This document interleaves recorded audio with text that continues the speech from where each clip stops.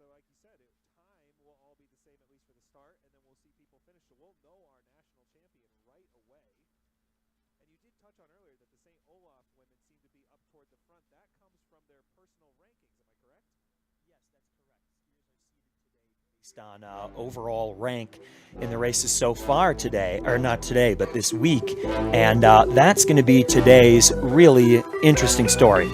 Not just will we know who our national champion is for this event when they cross the line, but we will also, in all likelihood, know who our women's individual national champion is when the skier comes across the finish. Cam Magruder and Lily Hughbanks went 1-2 and 2-1 in the first two races of the USCSA National Championships, which means they are going to be tied for points, and it is going to be a battle to the death between those two Olies. Whether it's Hughbanks or Cam Magruder across the line first, that, in all likelihood, barring some catastrophe in which they end up in, 15th and 16th, they will be the women's national champion. So Cam Magruder and Hughbanks, from what I understand, are pretty good friends. I know they're teammates at St. Olaf. They had a great race together in the Dala 34K skate earlier this year and actually finished together. We saw both heads under the wreath at the finish line. But today, they'll be duking it out one-on-one to see which one of them gets to take home the overall title. Will it be Lily Hughbanks, the once and future national champion? She won every race at Mammoth in 2022. She was second last year. I'm sure she's eager to reclaim her title. Or will it be Cam Magruder, who was third last year in the national championships? She had a spectacular 15K Mass Start Classic, which she won by almost 2 minutes. If she can repeat that performance today, she'll have it in the bag. And I just want to make a quick note, if you joining us live on the broadcast, unfortunately we had just a bit of technical difficulties with our Wirecast system right before the start. So we are now in a waiting game for them to come back for their second lap, one of 3 laps they'll be doing today. So if you're joining us on the broadcast, I'm just telling you we've sort of missed the mass start, but we assure you it did happen, and it was excellent, and we will catch them as they come around. Now, Luke, you were going on about Lily and Emily kind of competing, but behind them are their teammates as well, Liesl Koch-Schaefer and Lily Ward. So those are our 3 and 4 rank. Jessie Rose Church will be our 5th. Samantha Vauthier, which we realize now has an R at the end. We've been pronouncing it wrong, but they were nice enough to educate us. Ann Straka's in 7th, Shayla Babbitt's in 8th, Bridget Roche in 9th, and Ren Hybertson is our 10th ranked skier today. So probably all names we want to look out for there as we start to get around for that third and final lap.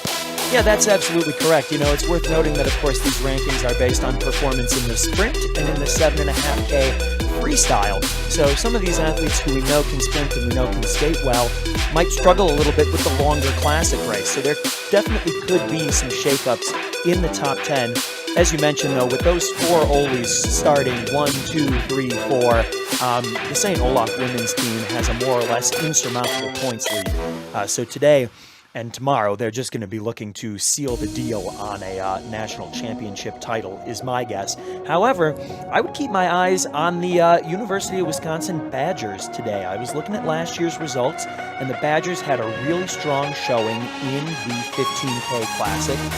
Katie Milligan-Susong, who has since graduated, was 3rd, and then Sylvia Meza and Eleanor Bennett, I believe, were 9th and 11th.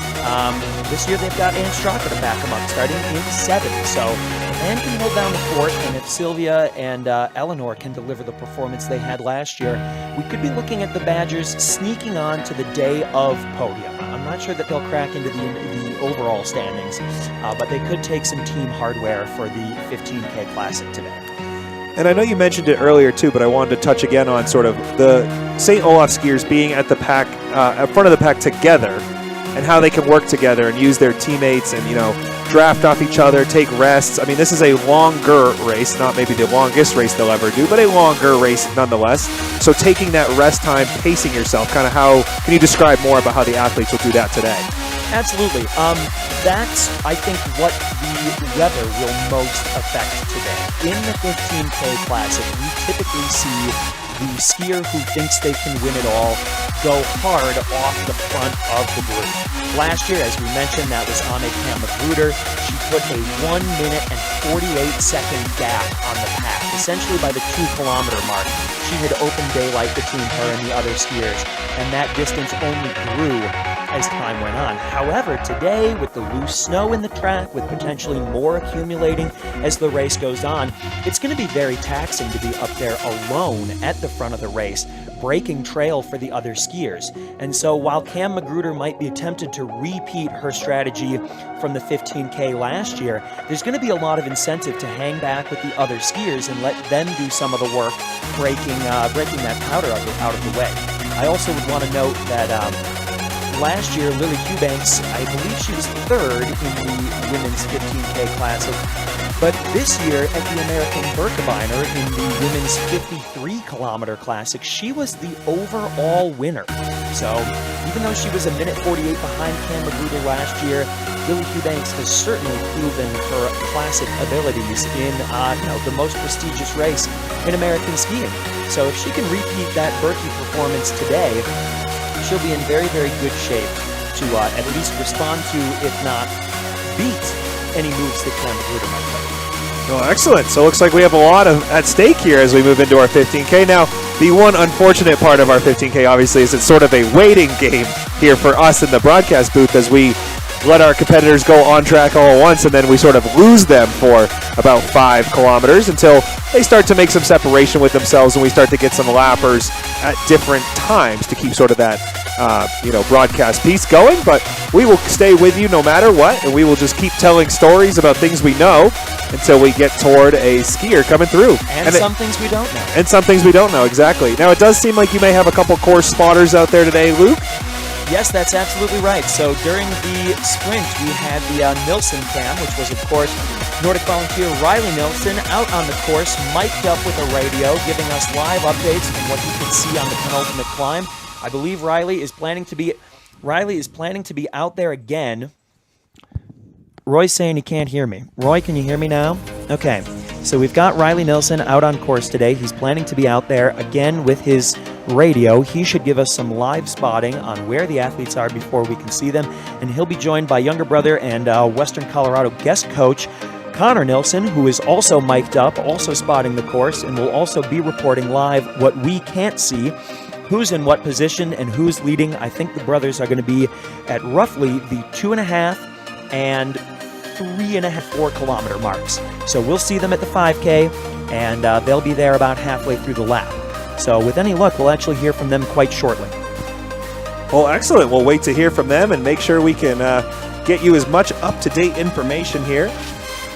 Again, couple cameras out there for you today. I want to thank my camera guys real quick because they've now braved the weather to set up their tents only for it to stop slightly, but Dylan and Tanner are out there trying to get as much coverage shots as possible. So we have both a finish cam and a start cam for you today.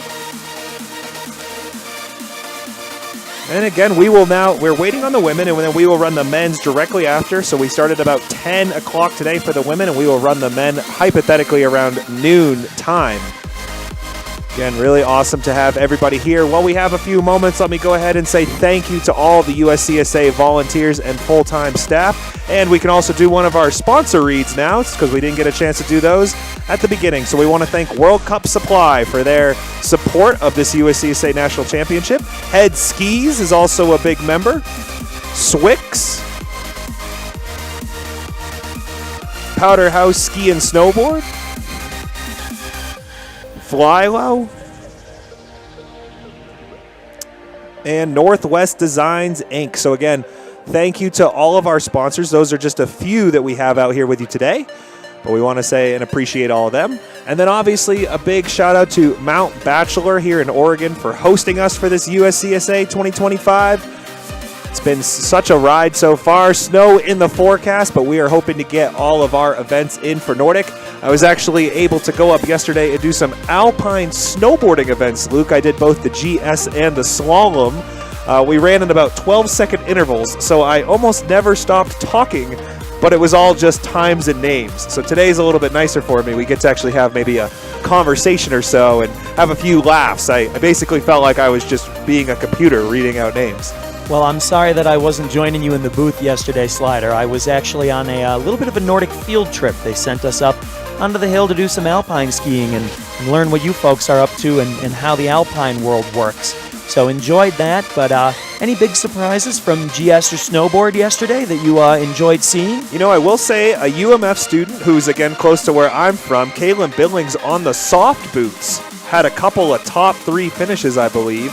And that was interesting to see. Usually in our slalom and alpine events for snowboard style, you're looking for hard booters who are rocking more of that ski boot setup and then kind of popped up off their board.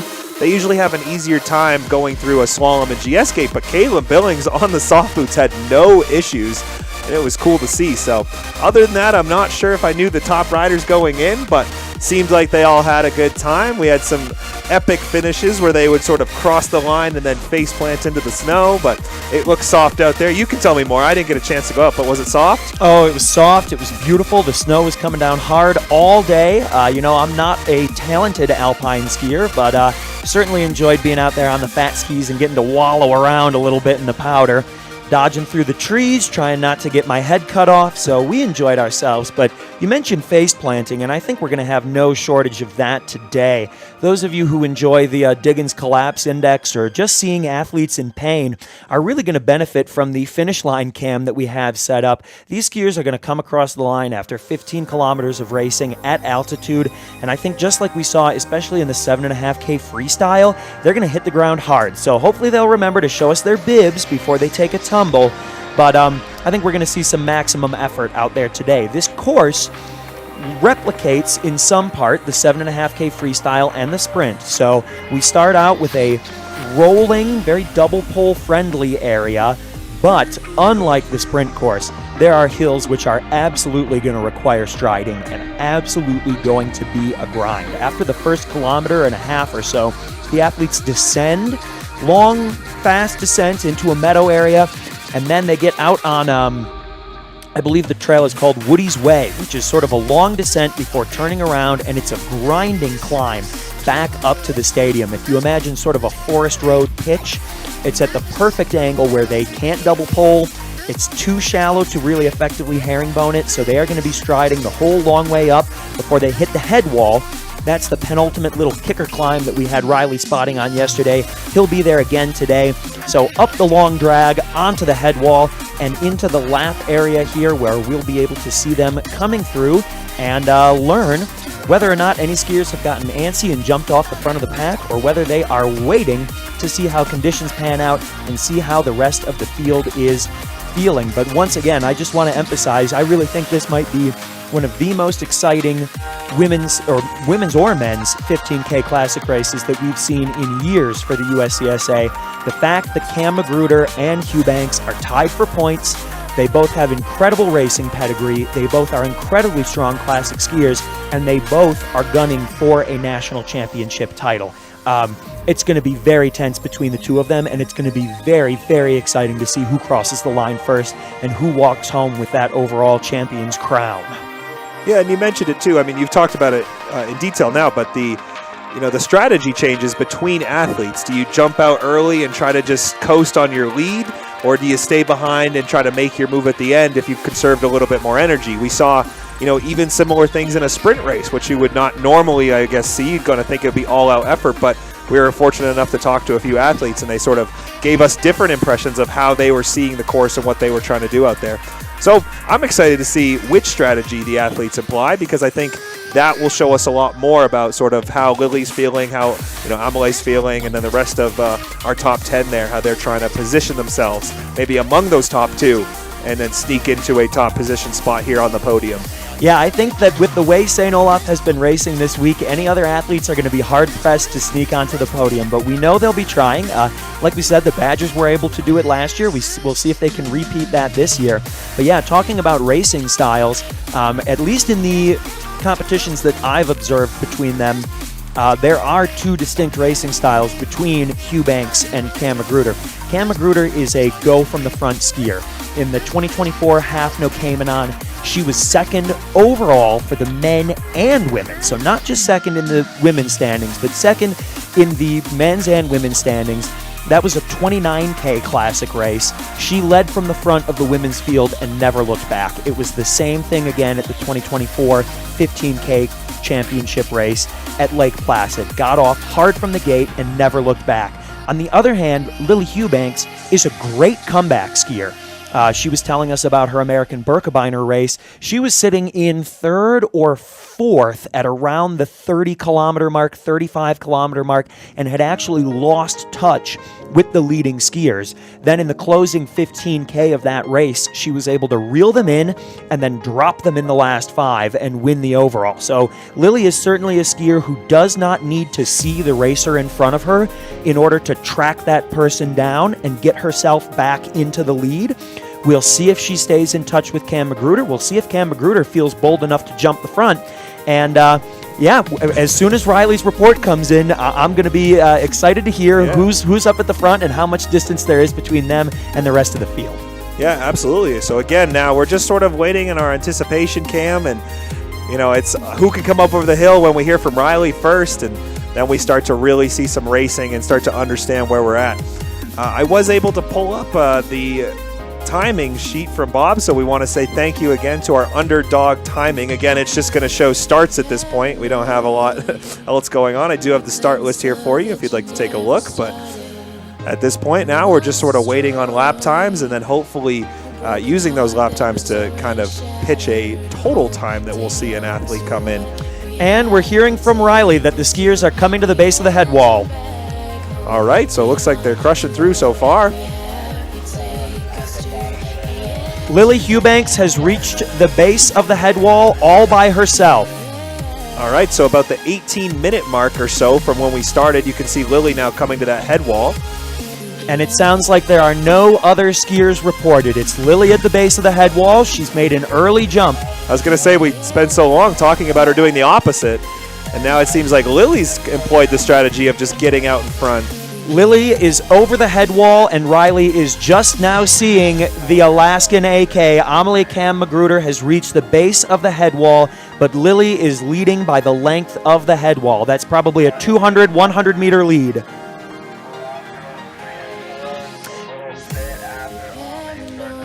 All right. St. Olaf bibs 3 and 4 are just after Amelie Cam Magruder climbing to the base of the hill.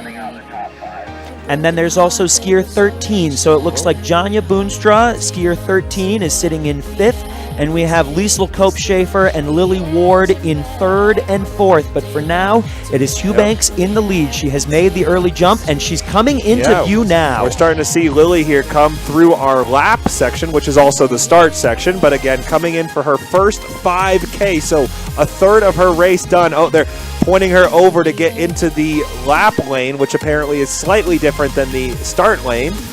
Hopefully no penalties there, but I think she's okay. They're stopping her. I'm not sure. What? No. Yeah, no, I think keep her moving. I think she's keep okay. her moving. Yes, yes. Some brief confusion with the lap, but Lily Hubanks is up and over, undeterred. Yep, so no issues there for Lily, as now we're seeing bib 2, which we said was Amelie Cam Magruder. So again, the St. Olaf skiers right behind each other. And it does look like there is some confusion now from the racers to go over into the lap lane. So we are having our volunteers out there help us out. Yep, men's field, take note what's going on right now. Men's racers, make sure you understand. On the lap, you come through in the middle lanes. It looks like there was no harm, no foul on those corrections. Lily did have to slow down and unfortunately come to a stop for a brief moment. But as we mentioned, she's a pretty unflappable racer. It seems like she got her skis back under her very quickly and continued up the hill. Hopefully no time penalty incurred there, not so much from a TD perspective, but it can be hard to break your momentum mid-race and then keep going. But let's talk about these athletes coming through here. It looks like we've got bib 18 or 15 from Western Colorado University. Yeah, that would be Maisley Morley. And then it looks like bib 11 right behind her is Elizabeth Wider. Bib 12 there as well, Annika Furman. And bib 6, Jessie Rose Church, I think, in that small group. But now they're just going to be fast and furious on us. That bib 6, I believe, is actually Samantha Vothier from University of Wyoming. There might be You're absolutely right. I was wrong about that. I apologize. That's Samantha Vothier. And the skiers are starting to come fast now. Looks like Ann Straka from Wisconsin coming through along with Wyoming and Paul Smith's college. And striding through the powder there in the scramble zone where the tracks drop from 2 down to 3, or rather, from 2 to 3. That's right. Wyoming, Paul Smith's college coming through. So Slider had mentioned some of the pack racing that we expect to see today, and sure enough, it looks like the Wyoming girls have grouped up close together. Same thing with St. Olaf. Here comes another Wisconsin-Madison skier. That's bib 21. That's going to be Sylvia Meza. She's followed by bib 33, having a great race all the way up in the front of the pack with the 20s. That's Isabel Serrano from University of Vermont. We've got bib 30. I know that's Isla Bodak-Turner. And bib 22 from Western Colorado University. That's going to be Jackie Wells from Cornell, not from Western Colorado. Behind her, we see bib 14. That's Maddie Rosenberger. Bib 17, Annika Behe, and bib 19 from St. Olaf, that's Mira Thompson. Bib 43 with a crisp stride. Again, another great bib who's moved way up in the standings. Bib 43 actually isn't even on this sheet. I'm going to have to flip it over, but from the University of Minnesota, that is going to be Caroline Ray having a great race. Bib 23 from the University of Vermont is Sadie Holmes, and behind her is bib 36, Hadley Jensen from the University of Minnesota. We've got bib 24 coming through, that's Gabrielle Spira. And here at the lap zone, it's bib 34 from Cornell. Another one of the, what's Cornell's mascot? It's Molly Henselman there. Molly Henselman, and what mascot is Cornell? Some I sort of don't bear know. or I don't know what they do up there. A bird? A bird. A rooster? Oh, we're getting some pantomiming. Well, we don't speak sign language. I'm sorry. Yeah, we didn't get that, but someone will tell us later, I'm sure. Vermont skiers, we also had our first Duluth skier come through. That appeared to be bib 29, Michaela Hetchler, here all the way from beautiful Duluth. Bib 42 from Clarkson University is Skylar Francis striding up the hill. Another one of the Golden Gophers making their way up the trail is bib 37, Lydia Anderson. And here we've got, looks like one of our Army skiers, bib 27, Sierra Zoe Bennett-Mankey from the United States Military Academy. CMU's bib 30 has got to be none other than Ruthie Richardson.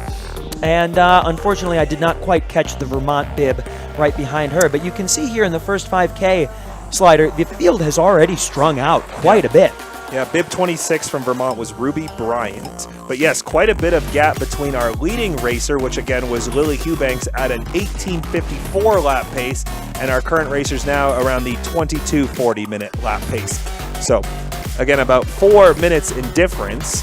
So again, starting to see those racers spread themselves out, find their own sort of path or tempo that they want to stay at, and we'll continue to see if we can make some moves from that first 5.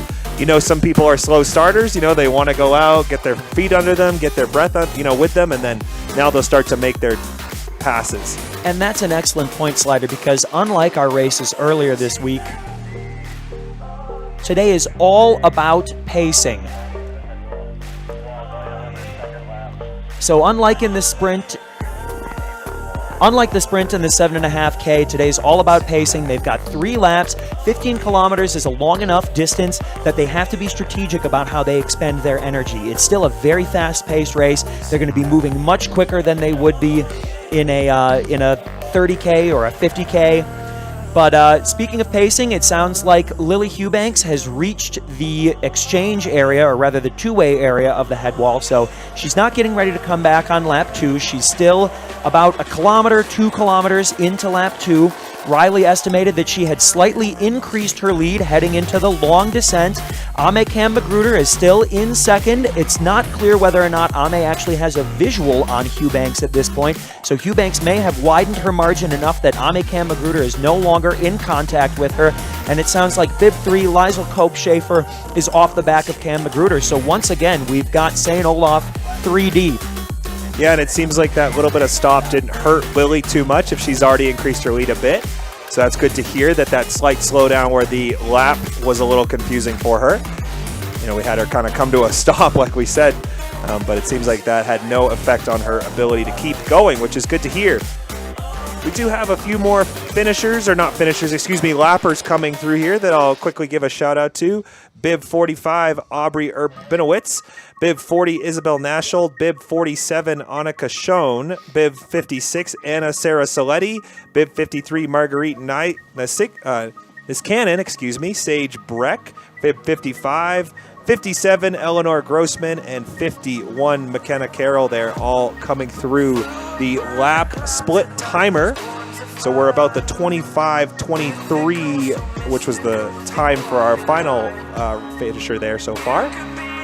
Yeah, and I mean, looking at those times, Trent, I think today is going to be, and already is, pretty grueling for the racers. I mean, if we think of the fact that our leader is sitting at a 19-minute lap, which is fast. It's a lot faster than I could ski it, but that means that they're going to be coming up on almost an hour for this 15-kilometer race. So they are working hard in the powder. There's no doubt about that. Battling some adverse trail conditions, and it seems like it's going to be slow across the board for the skiers. Yeah, we talked about it early on the broadcast, but the weather this morning was absolutely Nuketown 2025, and I mean that as in the snow was coming down so hard and so quickly. It was accumulating as we were trying to get our skiers out there for testing, and like you said now, Luke, that's kind of having an effect on the speed they're able to go at. Yes, I think it's A, the fact that that the conditions are rather adverse, and B, the fact that this field has strung out so quickly. As we mentioned at the beginning, it was not exactly clear when the gun went off whether these racers would stay in a pack for a long time or whether things would break apart off the bat.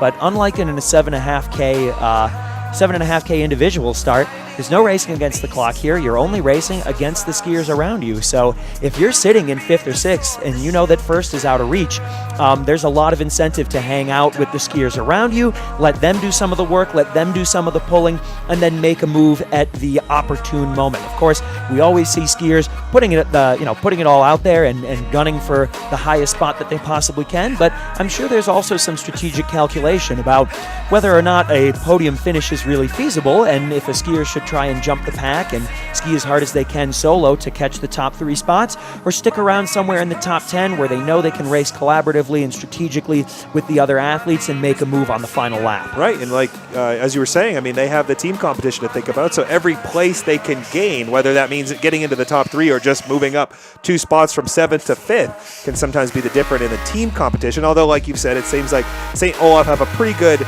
lead so far, but again, to get yourself into a top 10 or a top 5 or even on the podium with them as well, maybe something you're looking for as a team strategy goes forward. That's absolutely right, and anything can happen on a day like today. We saw during the sprint, we actually saw some falls happen on camera and hear from the booth.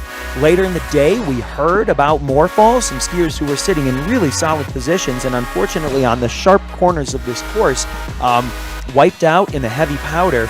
But we know for a fact that a fall can definitely mix up who's in the top standings, or it can be quickly remedied. We had, who was that? Was that Shayla Babbitts that we had come into the booth and speak to us, and she had taken a fall on the final corner. She wasn't even sure whether or not she had actually placed well enough, if she was in 2nd or 3rd or the lucky loser to move on. I was going to say she had the photo finish, I think, there, so she felt like she had gotten beat and wasn't even moving. And when she came into the booth, she was in great spirits, which really is, I think, a testament to her resilience, thinking that she was not advancing and still willing to chat with us about her race and the tough fall, that she took at the last minute. But in the end, it appeared that she was able to recover quickly enough because she ended up advancing to the semifinals and then to the finals, and she was 3rd overall. So even though a fall can really mess up a skier's race, we've got 15 kilometers to remedy it today, and if Shayla Babbitts can patch together a great finish in about,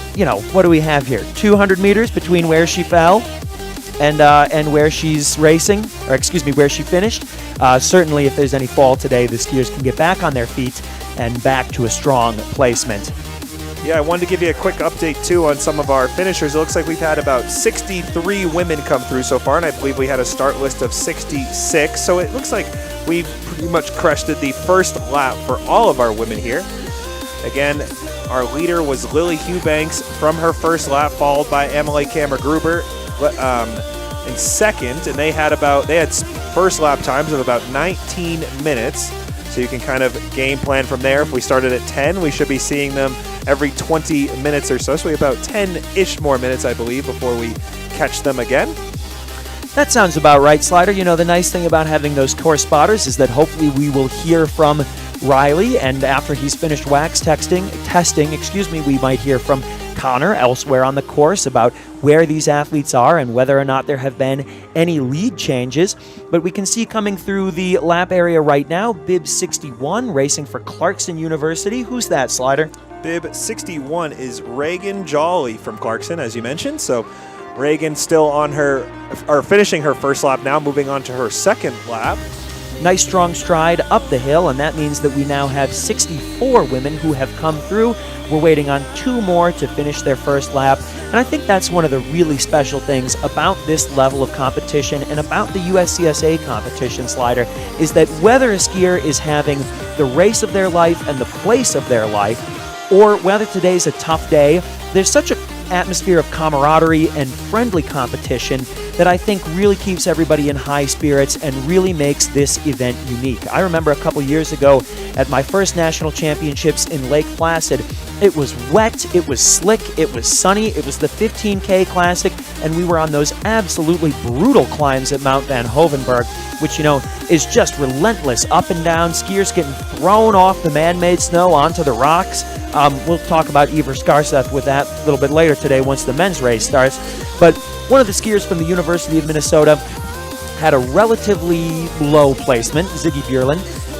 But afterwards he came up and he wrapped all his teammates up in a big hug and said, listen, I don't care how I placed today, it was the best race of my life. It felt good being out there in the sun.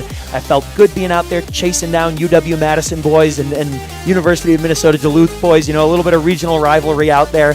So no matter where these skiers are finishing in the standings, there is still the opportunity for them to get done today and say, gosh darn it, that was the best race of my life and I had fun out there. Yeah, and now you're seeing Bib 64, Claire Janis from Clarkson University, come through for her second lap now.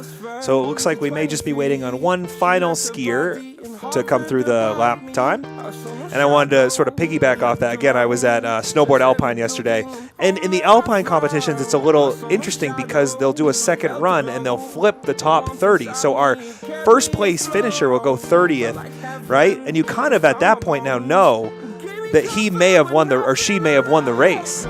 But you still have competitors after them that are now looking to either move up in place or just finish their second run and have a great time. And watching these snowboard athletes cheer each other on, stay at the bottom, and continue to, you know, say nice and positive things and be really excited for them. It was so cool to see. So that was really important. And I think it speaks to what you were saying about the USCSA, the camaraderie and the teammates and just everyone here that participates. And, you know, we saw that on full display during the sprint races, how many athletes were packed into the finish line here or packed onto the coaches' corners where they could see the athletes, you know, at multiple times during the course. I do think that right now a lot of our men's skiers are probably getting their wax dialed in, getting warmed up or trying to stay warm and dry because they know they've got a long 15 kilometers ahead of them. And there's they don't want to be standing out on the course getting too cold, even though I know they'd love to be supporting the women's field. I do think, though, that after the women's race is finished and the men's race starts, we'll probably see a lot of students out here in the finish line and in the lap area. I know there are also some in the woods out there. I think University of Minnesota Duluth is probably, you know, they like hiking. They love the North Shore up there. So they're probably trekking through the snow to see where their women's team is at.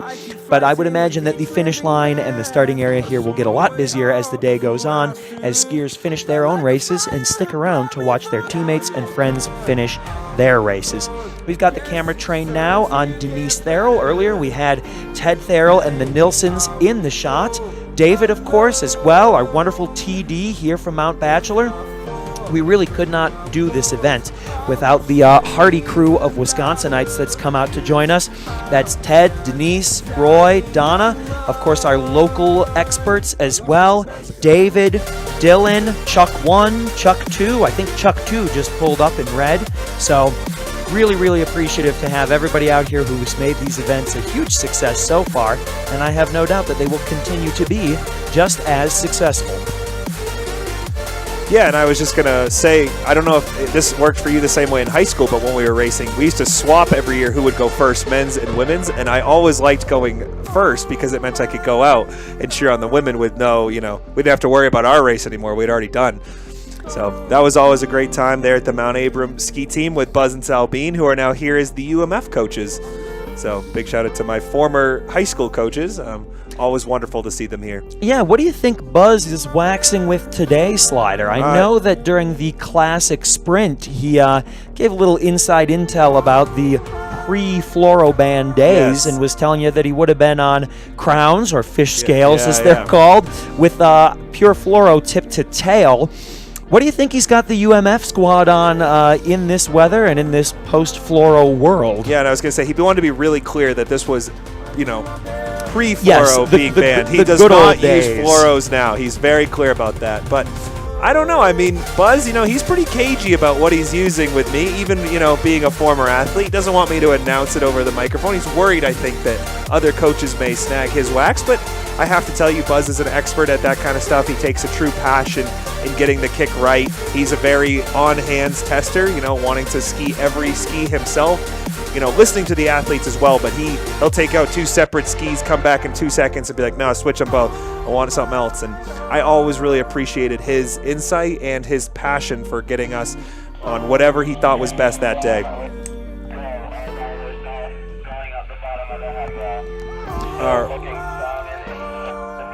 All right, we're hearing now from Riley Nilsson at the base of the head wall. So this is roughly at the 9-kilometer mark that Lily Hughbanks is still in the lead. The rest of the pack is nowhere in sight. Lily Hughbanks is leading at the base of the head wall. Riley says she looks calm and in control. So Lily Hughbanks about to finish lap 2 with a substantial lead. No other skiers in sight. I'm not hearing anything else from the radio, which means that her margin now is probably coming up on 20 seconds, maybe even 30 seconds.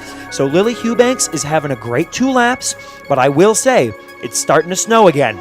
The conditions are going to get hairy on that 3rd lap. We are going to see if Lily can maintain that lead and have the race of her life that she needs, not just to claim, but reclaim her national champion title. Right, and as like you were saying, as she goes onto that 3rd lap, I mean, you got to hope you still have some kick wax left on those skis, or it's not clumping up too hard on them. So there's a couple different ways that it could go depending on what Lily felt most comfortable with. I know some racers prefer a little extra kick on there, and some prefer a little more glide. But I can see Lily now on our camera coming through, so looking strong, like Riley said, with a great double pole. Yeah, an incredible double pole. And it sounds like the chase pack, including 2 Olaf skiers, so it's Liesl Kopp-Schaefer, Cam Magruder, and potentially Lily Ward, have grouped up into a pack of 3. There are 3 Olaf skiers hitting the base of the head wall, but that means that Lily has opened a lead that is approaching 45 seconds, if not a minute at this point. So we were really wondering who was going to jump off the front, who was going to try and crack the pack.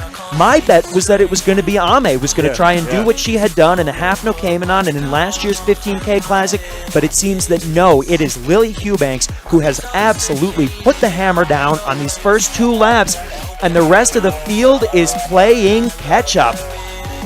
Yeah, we were pretty much exactly wrong. We thought Lily would stay back and keep her pace, but she seems to be off and running. She's not looking for anything but first place today. And again, you're now hearing from Riley some more racers making their way either to the head wall or up the head wall. Yes, that's right. It sounds like Maisie Morley has reached the base of the head wall, and she's there with, I think it was bib either 5 or 6, so we'll see whether that's Samantha Vauthier or Jessie Rose Church.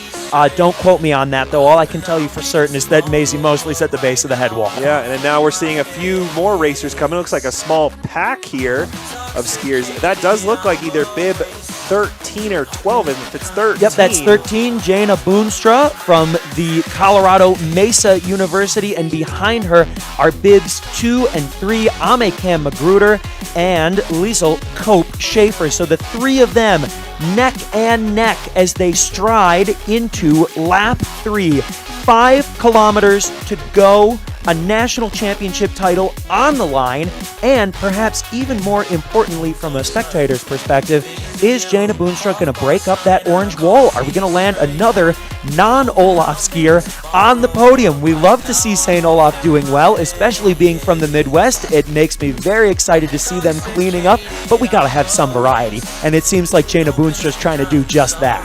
Yeah, now it looks like we're seeing Maisie Morley come through toward the lap split time.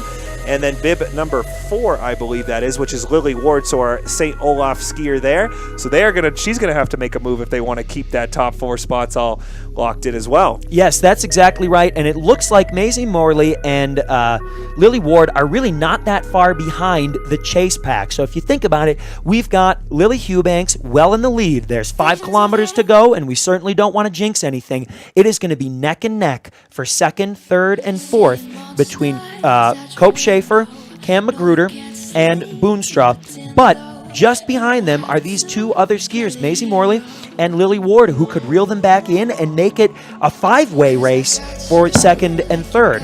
Coming through as well, we've got another St. Olaf skier. That looks like bib number 13. Nope, can't be 13 because 13 is Jana Boonstra. My guess is that's 12, Annika Furman, striding through.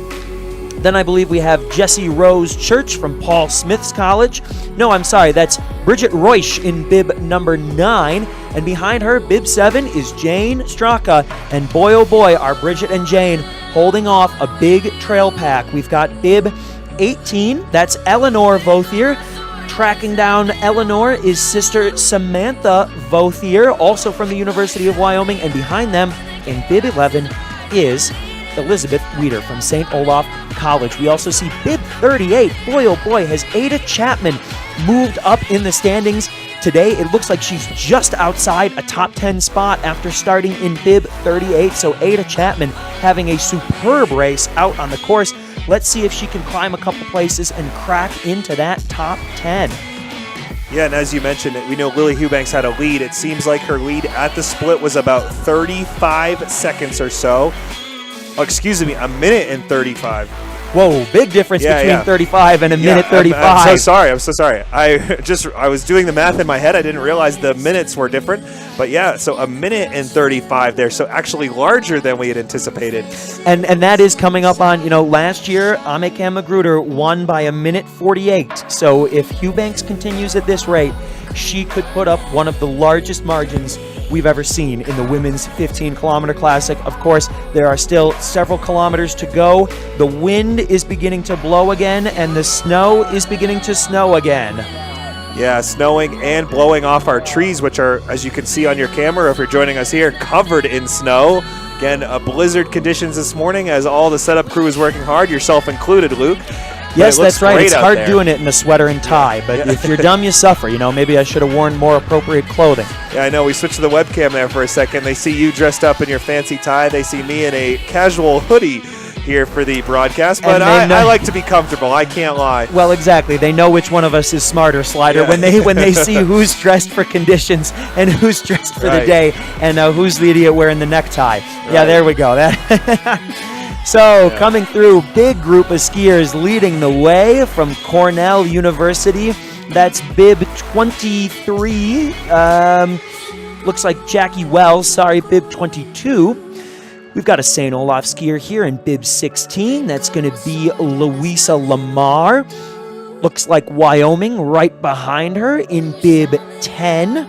Ren Hybertson. Yes, who had a really strong sprint. And bib 36 and 43 from the University of Minnesota. That's going to be Hadley Jensen and Caroline Ray, both of whom have had a great race today, moving up from those lower-seeded placements, fighting through the pack. And now it looks like they are within the top 30.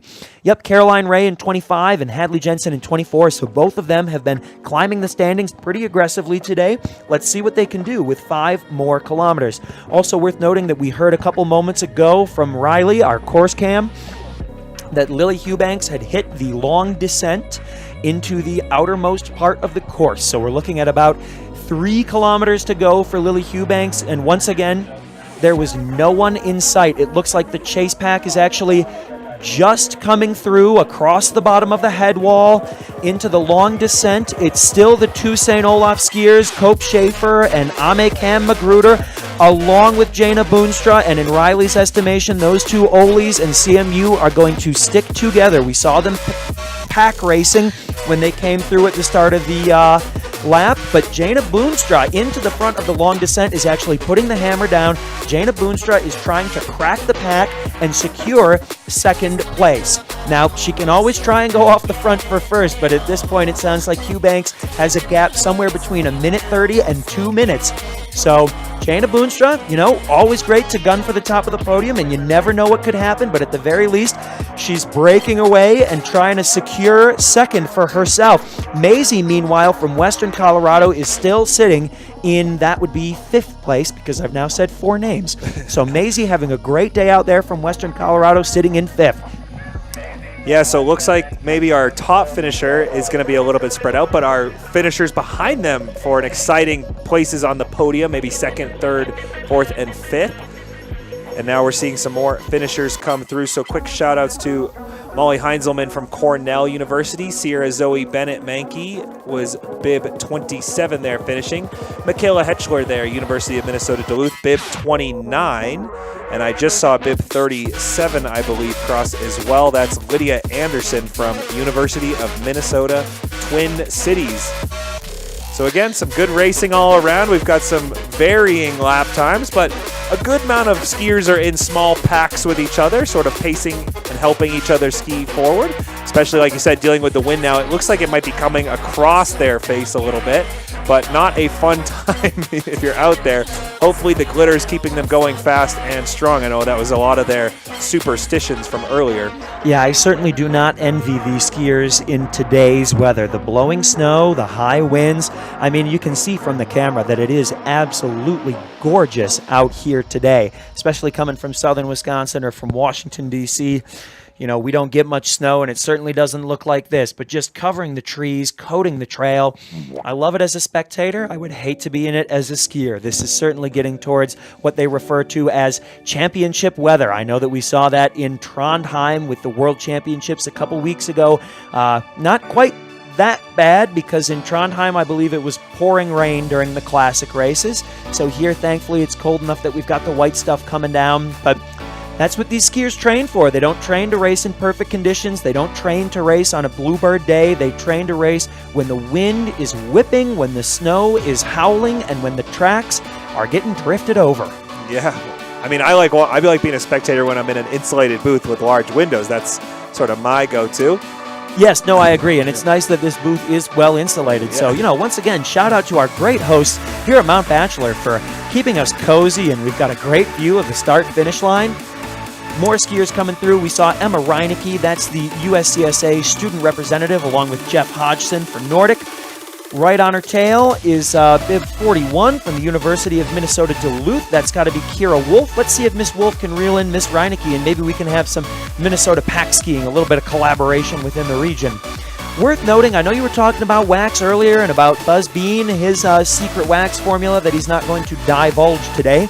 Maybe once the men get underway, we can hear from him about what worked and what didn't work. I know that we've got Coach Merton as well from CMU right out front. So, Coach, if you want to tell us what's waxing well today, you're welcome to come in the booth. But it looks like it could be a secret. We'll see if he decides to share what's kicking.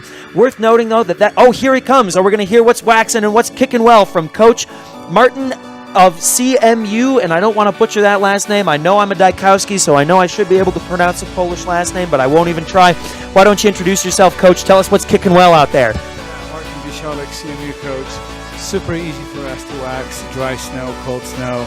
We're skiing slicks VP 45 line, and it's doing well. All right, and it looks like CMU, Jana Boonstra, is having a phenomenal day out there. Tell us about it. Was she expecting to be on the podium? What was her mindset going in? This is her, she's a grinder. This is her race, 15K distance classic. That's what she excels at. All right, Coach, thank you so much for joining us.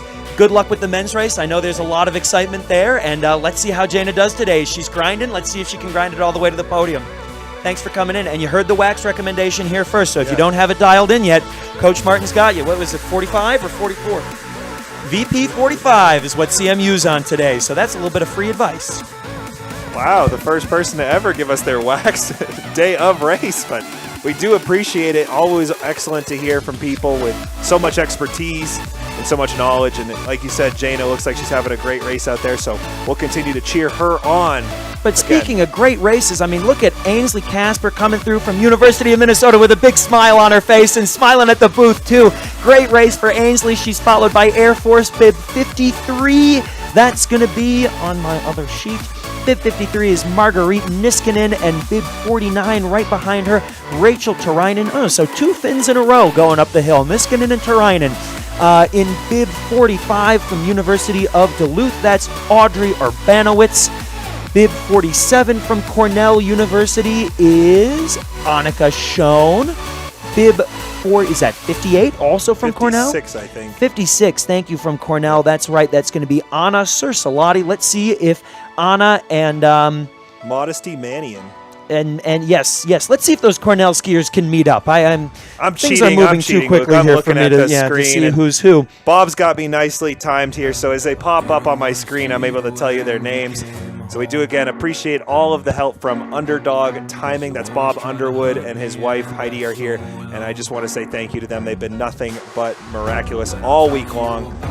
So full of information and just helpfulness. So, again, big shout out to them for keeping us up to date with all the times. Did see bib 57 there, I believe, cross the first stripe for her second lap, going on to her third lap now. Yep, Eleanor Grossman, go Dogs. Woof. I had a great filler about wax that Martin came in and shared with us. Now I'll jump back on because we've got a little bit of downtime here before we see the, that appears to be a Clarkson bib. Nope, that's going to be Colorado State University coming up through. But we've got experienced coaches like Buzz, like Martin, who know the wax, who know the conditions, and who know to dial in. I think another really interesting and really unique element of the USCSA is that so many of these teams are student-led. And so if you head down by the wax pen or if you were out warming up on the coach today, you would see Peter DeRuyter. He's one of the co-presidents at the University of Minnesota, not racing this weekend, but he came out just to dial in the students' wax. So this is students waxing students. We saw Jeff Hodgson from Cornell University. He's our other Nordic student representative. He's not only the president of the Cornell Nordic ski team, he's also out there testing the wax that the students are using right now in the women's race, and they'll be using again in the men's race. So we have these super experienced sages of Nordic, and we have the next generation of waxing experts who are really trial by fire out here, seeing what works, what doesn't work. I remember 2-3 years ago when I was with the University of Minnesota team, we had Clister that we had inherited from a friend's uncle. He had passed away and he'd given us this box of ancient Clister that was essentially sealed with the Clister itself. We practically had to chisel the thing open. I think the cardboard had ossified or petrified. Once we got the Clister out, it was icing so badly that we were stealing salt packets from the cafeteria at Mount Van Hovenberg and sprinkling that salt from the packets onto the Clister to prevent it from icing. So I don't know if any of the coaches want to weigh in on whether or not that's an effective technique to salt your base to prevent it from icing. But based on how some of our performances went that year, I'm not sure that it really worked out that well. Yeah, there's always some fun wax stories. I remember, I'll tell one story as we have a few moments here with a little bit of a gap, but when I was in high school at Mount Abram for Buzz and Salbine, they told a story of a girl on the team that maybe people weren't super fond of, right? And Buzz was a big believer in the students helping wax, and so as you got older on the team, you were one of those people helping him with all the wax setups, especially for our weekday races, which, smaller in scale. And he told a story that one time the girl that was not loved by the rest of the team, they waxed her skis with a chocolate bar. Oh. Hershey's chocolate bar. And he said she had the best race of her life. So, I don't know what they put in Hershey chocolate, but perhaps it is a good wax if you're looking for some speed that day. Does look like Luke's getting some updates now, maybe from the Riley cam. Again, we saw Lily Hughbanks come around at about 38:04. So when her second lap started, she was about 38:04. We kicked off right around 10 o'clock this morning. So you can do some quick, simple math. She's at about 19 minutes per lap. And she is at the base slider of not the kicker, not the head wall, but she is at the base of the long final climb. So Lily Hughbanks has between 2 and 1 kilometers to go. She is all alone, striding up the base of the final hill. She has skied a phenomenal 13 kilometers. She's got to hold it together for 2 more, and that sweet, sweet national championship title is going to be hers. Let's see if she can do it. Yeah, no, I wouldn't know anything about what she's feeling right now because I wasn't talented enough at Nordic skiing to ever be alone on a course knowing I'm in the lead. But well, I I've been assume alone she's in the feeling- back before. Yes, yeah, I've been alone off the back of the pack. I know what it's like to be skiing alone. Yeah, right. Being alone, I'm fine. I know that feeling. But being alone and knowing I'm in first place off a mass start, that's a feeling I've not experienced in my life. But I'm sure that it feels good. So I hope Lily at least is enjoying her run out there while she does sort of have some domination factor going on as well today. It'll be very interesting to hear as well where Jana Boonstra is from CMU. We heard that this was her race, her day, a grinder. We know that Lily Eubanks is a grinder. We know, of course, that all the athletes out here racing are grinders. But for those who can really knuckle under in these tough conditions and these long climbs, and Lily Eubanks has reached the head wall. Lily Eubanks has reached the head wall. She's beginning to climb the head wall with a very commanding lead. It doesn't sound like anybody is in sight yet for Eubanks. They might be on the long drag up, but they're not going to touch her on the head wall. She's got a couple downhills to go. That tight turn into the finish, so we can't get lazy, and we know that after racing now 14 kilometers, the ski of her life, other than the American Birkebeiner, which she won, which was also, a pretty good ski.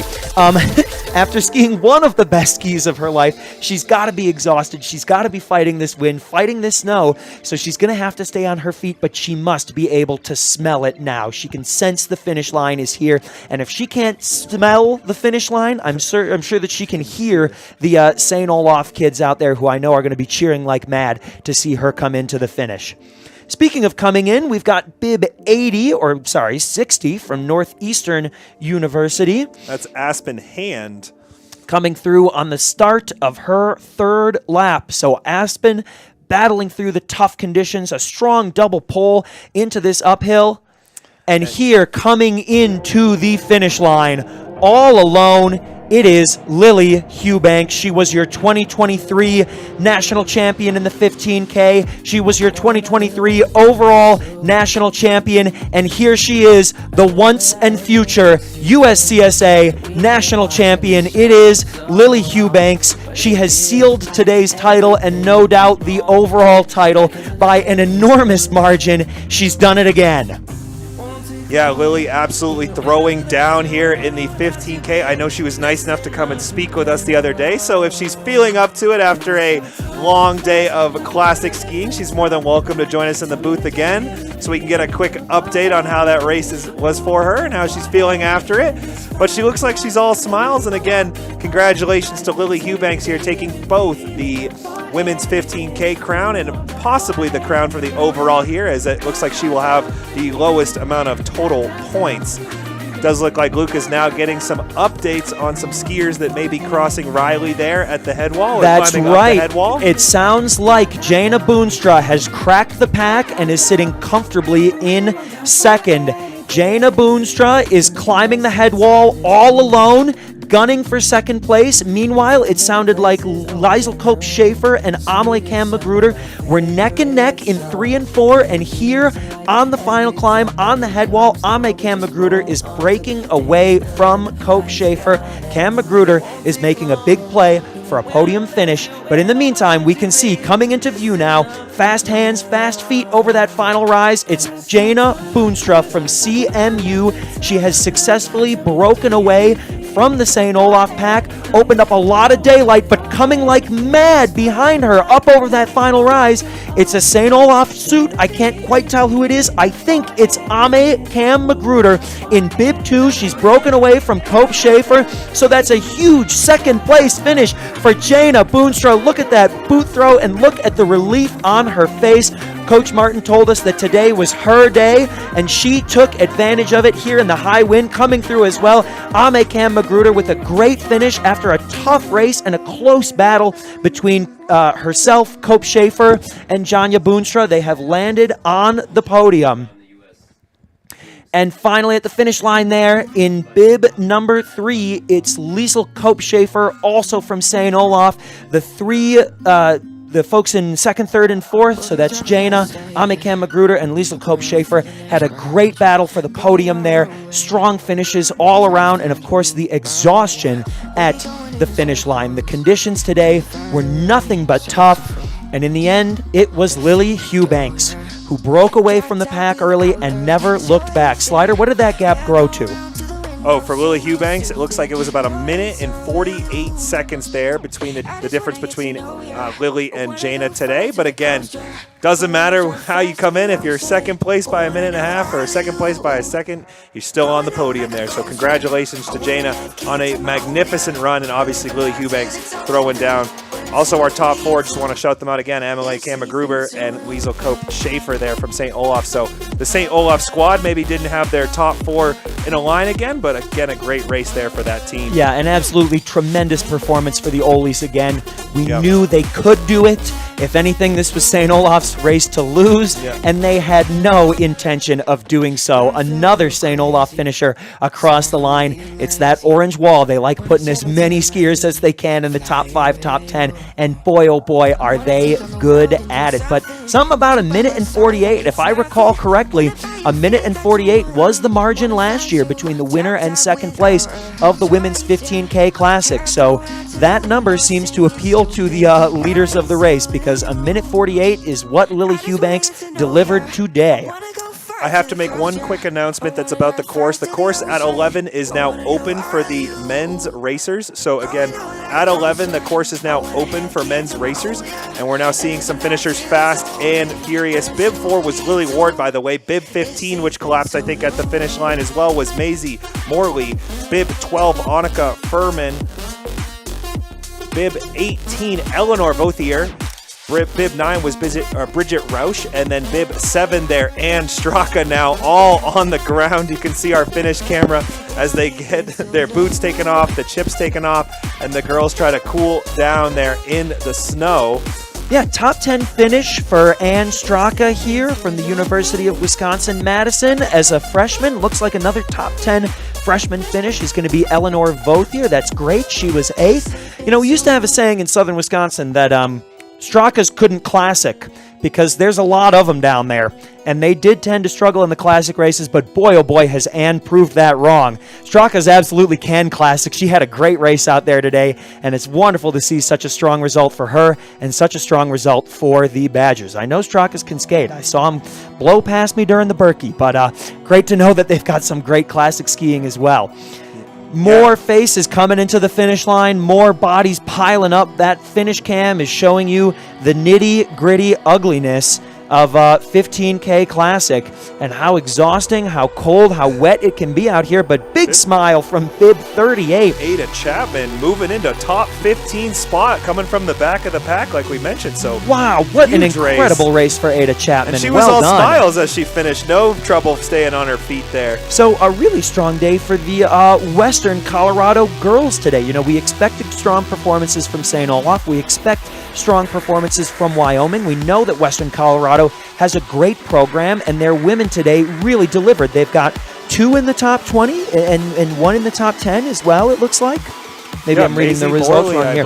Yes, Maisie Morley 6th, and then Ada Chapman. And then Ada Chapman 14. So actually 2 Western girls in the top 15. What a great showing for Western Colorado University.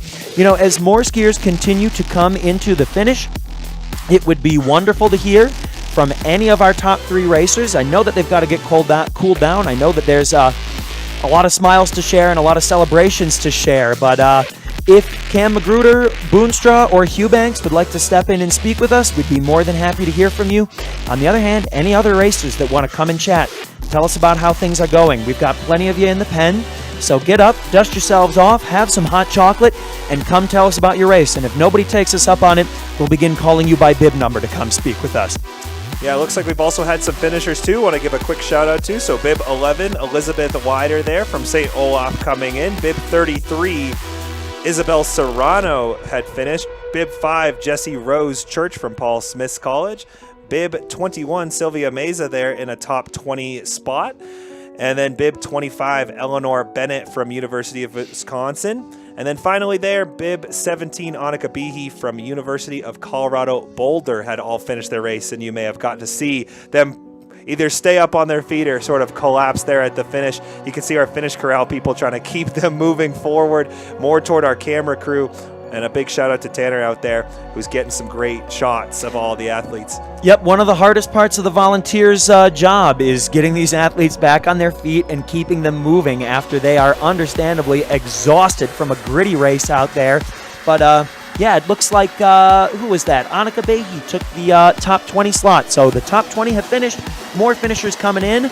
Great to see Eleanor and Sylvia racing together from the University of Wisconsin. We love it when teams work together like that. So all in all, a lot of variety in that top 20. Like we said, we expect and we know that we're going to see a lot of St. Olaf, but some a great range of teams putting down good performances today in these tough conditions. Yeah, absolutely. And a few more finishers now coming across. As you mentioned, Annika Behe taking that last 20th spot, but Jackie Wells from Cornell just outside the top 20 there with 21st. Ren Hybridson of the University of Wyoming came across. Maddie Rosenberger from Western Colorado University. Caroline Ray out of the University of Minnesota. And then Louisa Lamar from St. Olaf there finishing with a top 25. Hadley Jensen and Mira Tomten then also coming through.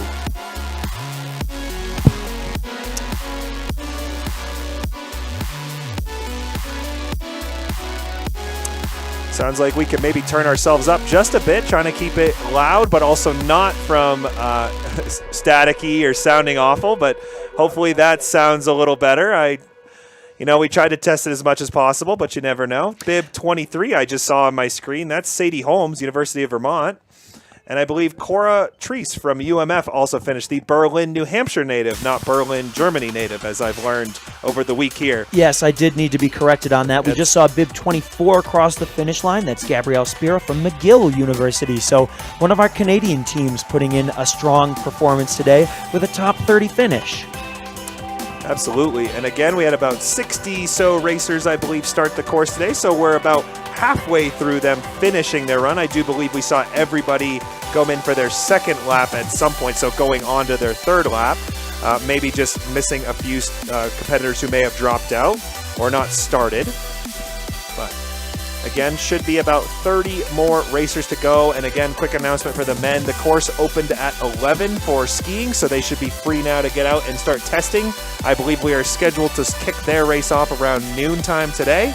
So in about an hour or so, about 50 minutes maybe.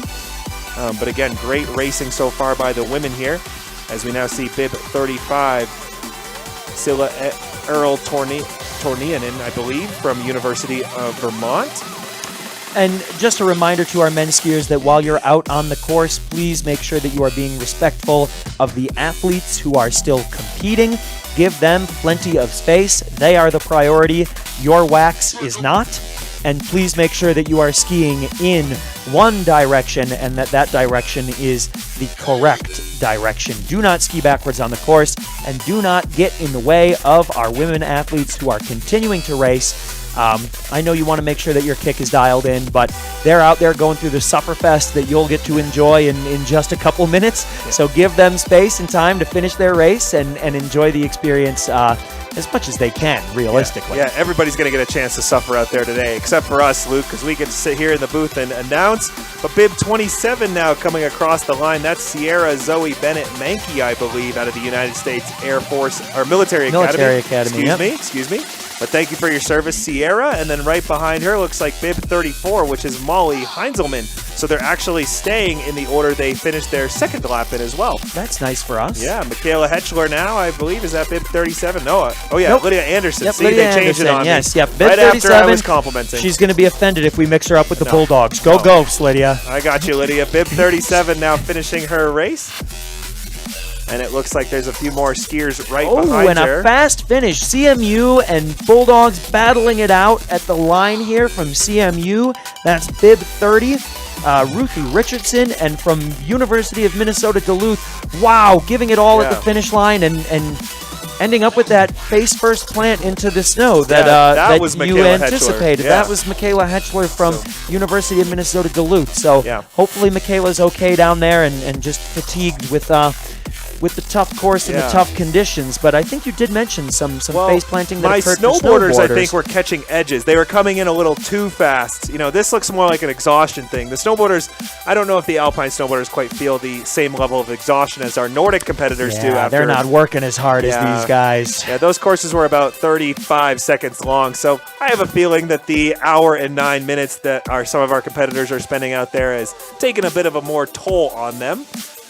Again, as Luke mentioned, and I mentioned, I think we would love to hear from some racers if anyone's feeling up to it, to tell us a little bit about their race. I know we were able to convince Lily Hughbanks to come in the other day, so maybe she's willing to grace us again with her presence. But any of our top three, or any rider or skier in general, I'm going to say rider now. I had to work my way out of saying skier yesterday, and you've now gotten into the habit. Now I'm going to say rider. But skier, if any one of our skiers wants to come join us, we'd love to hear about the conditions out there and your race itself. Yeah, I mean, especially, you know, if Jana Boonstra's around and she wants to speak to us, I believe this was her best performance of the national championships so far. She had a tremendous day. It seems like she had a great combination of pack racing and breaking away at the decisive moment. So if Jana Boonstra's around and she wants to chat with us, we'll just take 2 minutes, 3 minutes of your time. I know that Shayla Babbitts and Austin Quillinen from Wyoming can tell you that it's not that bad. We don't bite. We try to be friendly with the questions, and then you get to say to your parents, "Hey, listen, I made my radio debut." Yeah, we like to softball them up. Like we really are asking the meatballs easiest here. questions. They're easy questions. Martin had the tough one about the wax, and he still nailed it. So absolutely. If you want, you can come in and we'll quiz you about that sort of thing. But otherwise, just tell us about how it was out there. Looks like we had a few finishers as well that I want to give a quick shout out to. Bib 42 was Skylar Francis from Clarkson University. Bib 26, Ruby Bryant from University of Vermont. And then I just saw Emma Reinecke, who was also willing enough to grace us with her presence. Spoke with us. Yep. So again, Emma, you can come back and join us if you're feeling up to it. Does look like she was able to stay on her feet, so maybe a bit of energy left in the tank. Therefore, I imagine not much. Well, there's a big difference between not falling at the finish line and giving an interview. So. Yeah, absolutely. I get that. She can take her time, and she can come join us maybe for the men's race and give us a little bit of an update on what she's seeing out there. Yeah, and a little bit of insight into how the course played out. We know how it was for the sprint. We know how it was for the 7.5K, but it would be fascinating to hear how the course is holding up under these conditions. Of course, we are remembering that the men's skiers are welcome to go out. We would love for you to get some skiing in the tracks so long as you are going in the correct direction. But just remember, the more time on skis you get to warm up, the better skied in those tracks are going to be as the snow begins to fall in earnest. Again, it was picking up steadily there, and now it's really coming down like it was this morning. So we're seeing the wind really start to pick up as well. The USCSA Mount Bachelor wind whips are wind whipping, as you could say. Does look like we could say that. You guys have a few more finishers coming in. Bib 40, Bib 28, and there's one more behind them. Bib 41 I see. So Isabel Nashold from Colorado State University, Tova Brickley from University of Vermont, and Bib 41 is Kira Wolf from University of Minnesota. So again, congrats to all those athletes as well for finally finishing the 15K. It's all smiles when it's over, Luke. No smiles when it's going on. Ain't that the truth? Smiling when it's over is fine, but smiling during the race, we got to give Ainsley Casper credit. That turn and wave on her way up the hill. Well, boy, oh boy. You have been asking for it. You did say if you could ski out with your bib facing us so we could see it. Yeah, no, and that was perfect. I just don't expect the athletes to comply with that. It is a big ask. I'm standing here running my mouth and drinking water while they're out there racing 15K in, quite frankly, blizzard-like conditions. And speaking of, Bella Jurwich now finishing, bib 46. And some excitement here towards the line. It looks like all three skiers battling it out into the finish line. Having a hard time seeing with the blowing snow who that is, but it looks like Paul Smith's College, bib 32, is leading that pack. That's Kasia Bojek, but coming up hard behind her in bib 39 is none other than Ainsley Casper, who I shot. Oh, look at that lunge to the line, Ainsley! Oh, I don't know if it was Kasia or Ainsley, but wow, was that an exciting finish. And right behind them in bib 50, go Dogs, woof, is Danny Schlichting. Danny, I'm sorry, I've read your name a dozen times. I've never figured out how to pronounce it. I can tell you, though, that Ainsley Casper there, with a little bit of that boot throw, right, made it through the line, 0.2 ahead. 0.2 seconds ahead. Yeah, The boot throw went to Casper. What an exciting finish. And isn't that the great thing about a mass start here is that even though we're getting into the top 50 placements, the podium has been finished for a couple minutes here, there are still athletes fighting it out to the line. It's the difference between 50th and 49th, or the difference between 32nd and 31st, but they're fighting for every placement. They're running up that final drag, and that boot throw, boy oh boy, I hope whoever has a camera at the finish line was able to capture that, because that's the sort of skiing moment that really encapsulates the gritty attitude and the determination to race that these athletes carry with them for every stride and every kilometer of this event. Absolutely. Nothing but excitement here at the 15K. You might think it's a bit of a slower race, but we're here to prove that wrong. Again, we've had about 48 finishers come through now, so about 40. Is this Jana Boonstra from Colorado Mesa University? Does she want to come join us? Get in here! Yeah. Congratulations on your race! All right, well, we'd like to ask Jana a couple questions, and I hope I'm pronouncing it correctly. Is it Jana? Wonderful. Couple questions about your race. We'll be brief, but please speak loudly and clearly into the microphone. Let's hear from Jana Boonstra about her second-place finish in the 15K Women's Classic Champion. Jana, how was it out there today? What was your strategy going into the race? My strategy was just try to stay with the lead pack, hang on as long as I could, and then just see whoever had the most at the finish and push it up that last gradual uphill. So yes, it did look like you were racing in a group of three with Amekam Magruder and Liesl Cope-Schaefer. When did you decide that the time was right to break away, and how did you know that it was the right moment to make your move? I kind of decided at the bottom of the course, just a little ways out from that gradual uphill, and we had finally caught up to second place. Me and Ame were skiing together for a while, and I just knew that I needed to get a gap before the finish and try to use that hill to my advantage. And last question for you, Jana. Your coach, Martin, came in and he described you as a grinder. He said that today's course played to your strengths, played to your attitude. Tell me, though, what do you think was the most challenging part about today's race? I honestly think the flats. I'm not the best double puller, so working the flats was definitely tough. I liked a lot of uphills, a lot of striding was definitely my thing. And any advice for the men before they head out? Ski fast. Thank you so much, Jana. Congratulations on a phenomenal performance We had your coach today. in and he told us the wax. Did you think you had good kick out there when you did go to stride? Yeah, I thought my kick was good. Okay, awesome. So sounds like Martin may have gotten it right. He told us it was an easy wax today, so hopefully that hope stays up for the men. But thank you so much also for Yes, seriously, joining thank you. us. Congratulations. Well, you heard it there from our women's second-place finisher in the 15-kilometer National Champion Classic race. I'm just reading words now, but Jana Boonstra, a phenomenal showing today, a phenomenally timed move to break away from the pack of three, a grinder's course and a grinder's performance. Well done, Jana. Yeah, and I've also got a quick update from our timer here. If you have any athletes that did not finish, they could please return their bib. Return their bib back to the finish line or to where they picked up their bibs originally. That would be awesome. But it does look like Lily's here to grace us with her presence again. So thanks, Lily. Lily, thank you so much for in. joining us. Do you want to conduct the interview? No, or should you got I? it. Go for it. All right. Well, Lily, national championship title under your belt. Congratulations. Tell us what the plan was going in today, and please speak loudly and clearly into the microphone. Well, first, I wanted to say hi to my grandma. Hi, Grandma.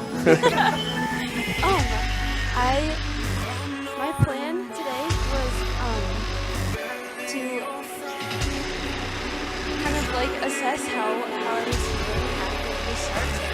Like if I could do pack or like if I was gonna want to lead and slow. So I just tried to. I wanted to keep a good pace.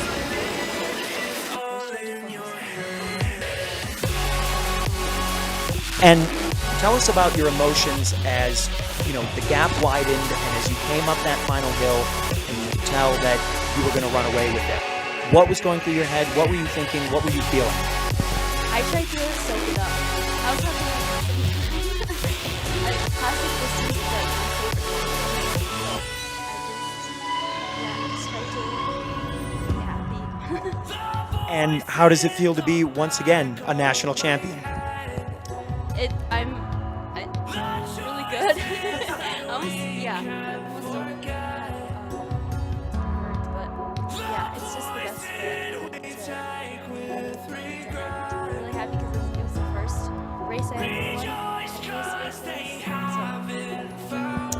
That's perfect bracketing. The first race you ever won, and now to end your senior season, the last race you've ever won, other than team sprint on Saturday. We'll see how it goes. But congratulations, Lily, on a phenomenal performance. Any advice for the men before we let you go? Ski hard, have fun. Ski hard, have fun. Well, Lily, thank you so much for joining us. Congratulations again. Great race today. Great work from Lily Eubanks. A shout out to her grandmother, and really sounds like all around she was soaking up the emotions of the day and the excitement of the race. She said it was her favorite distance and her favorite discipline to compete in, and boy, oh boy, did that show. It seemed like she skied not only with tremendous determination and tremendous focus, but also a lot of joy. You could see her coming up the finish line. You could hear the St. Olaf team skiing, and or cheering, rather, and you could tell that she really was, like she just said, soaking up every minute of it. Here in bib 51, coming in from the University of Minnesota Duluth, that is going to be McKenna Carell. Great call. I got you. Thanks. Thanks, Slider. Yep, Yeah, McKenna Corral. But I was interested to hear Lily talk about, too, because we had sort of, hyped up the strategies that she was going to run and what we've seen out of her in the past. And then she sort of talked about how she kind of had to play it out and see which strategy she wanted to go with today. So sort of that either stay back and wait for it or jump ahead and try to use her speed and just maintain that lead all the time. But she gained time throughout each lap. So, again, Lily probably just feeling it today, realized it's the day to push it. So really cool to see and awesome to hear from her as well. And just really thankful that these athletes keep gracing us and telling us about the race. So absolutely, we do sincerely appreciate it. We know how hard everybody has been working. We know how cold and wet it is out there. So the couple minutes of your time that you take, whether it was yesterday or whether it was earlier today, Lily, Jana, Emma, Austin, Shayla, I want to say we had one or two more people in here. Ben Bauer came in to speak with us. That was really, really wonderful. Yeah. It's just adds so much color and so much excitement to the commentary. We can talk all we want about how we think the race went or what we think you might be planning for the race, but we can't get inside your head. And when you come in, you tell us about the conditions, you tell us about your strategy, your mindset, and how you executed or how you tried to execute. It just really paints a vivid picture for us of racing. And speaking of a vivid picture, here we have in red and blue, side by side. We're on track. They're on track to finish together after a quick little recovery there. It's bib 66 and 65 from the University of whatever school wears blue and white. No, from Wellesley College. Yeah. That's going to be Kia Amundsen and Penny Yost finishing together from Wellesley. What a great race for the two of them, and what a great way to end it, side by side on the same team.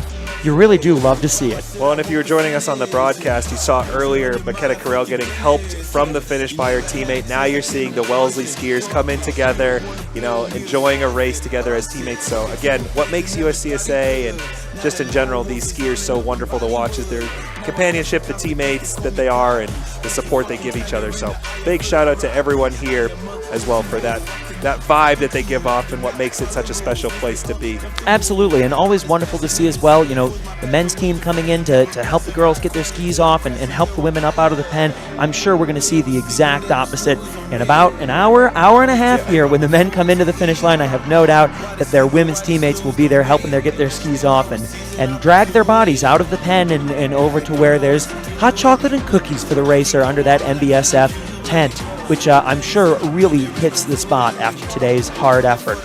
Couple racers still out on the course. It looks like we have 7 finishers, or 7 skiers yet to finish. Yeah, it'll be interesting to see, based on where they were on their split time for round 2, if they've either, chosen maybe not to continue. We had a few not continue from the first lap, so I'm sure most of them will want to finish their race, but there's always a few maybe that don't quite have the wax left and just don't feel like it's worth it. So we'll get an update as soon as we can. But again, we are planning on kicking that men's race off at about noon time today. It's about 11:25 right now. So still a little bit of time for our men to check their kick. Again, the course is open for them, so please feel free to ski. But as we said before, please be respectful of the women that are still competing out there. Well, and Slider, you mentioned the challenge of finishing on a day like today. I think we have to remember as well that we're at altitude here at Mount Bachelor, and absolutely. So these skiers are racing. I believe the starting elevation here is somewhere around 6,500, 6,300 feet. So over a mile above sea level, the air is definitely thinner.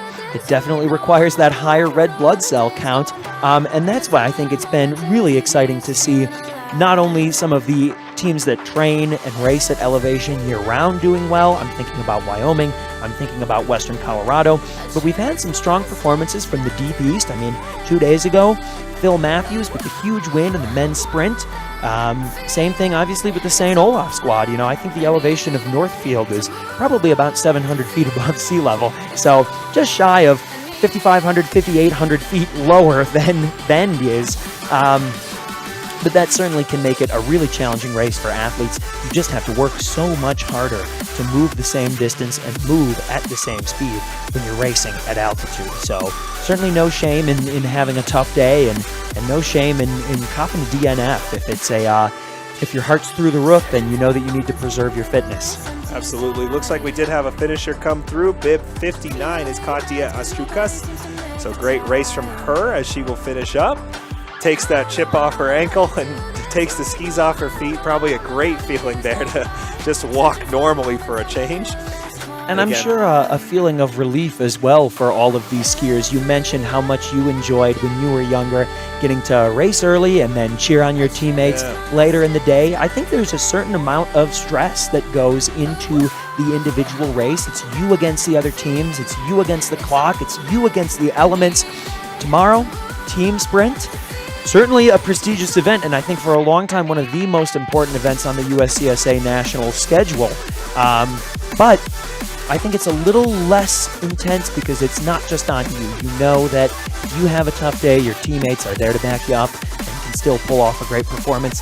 And you also know that it's going to be over with quickly. It's not going to be the hour-plus sufferfest that we've got out there today. Absolutely. The team sprint's going to be a little bit more like ripping a Band-Aid off. Yeah, speaking of the sufferfest being over, Bib 54, Megan Black now coming through and finishing. It doesn't look like she wore gloves today. I think my hands would be freezing, but that's impressive out of her. Absolutely, and she got a great reception from her Cornell teammates at the finish line, and she's all smiles there as she hands off her chip and her bib. Seems like she had fun out there, which is great. That's the bottom line that we love to see. Maybe a little bit of Type 2 fun. Maybe it's more fun at the finish than it is in the moment. But I think that's cross-country skiing in general. It's Type 2 fun, and it's athletes and students who don't mind really pushing themselves in the moment, but afterwards can have a good laugh about it and a good attitude about whether the day went really well or the day was very, very challenging. They can always walk away with a point of pride that they finished, no matter where they finished, and perhaps get a good story out of it about, a tough fall or a tough waxing day or a broken binding. At the very least, if you can walk away with maybe a tall tale about how your race went, it can sweeten any difficulty that you might have encountered out there on the track. Yeah, looks like we're just waiting on maybe about 5 racers left here for the women's division. So again, as soon as our women's division is over, we will probably take a short break here and then kick off the men momentarily at about noon. Looks like they're getting the chips all set up. So again, men, just have an idea that you will need to pick up your chip. I'm making that announcement sort of pre-haste here because we don't need to grab it right this second, but it would be awesome if you are aware that you needed to grab it as we get closer to the event start time. That's exactly right. And we do so appreciate as well all of our men's athletes out on the course who are helping ski those tracks in. Just remember, stay in the track and don't go the wrong direction. Make sure you are moving with the flow of the course. And it seems like we've been respectful to the women's athletes who are still out there, which is great. Just steer clear of them and make sure that they're able to finish their race unimpeded. You can tell, though, how hard the snow is coming down because heading out to the starting area is our great TD, David. He's got a broom, and he's sweeping off the little numbered tags that tell the racers where to line up.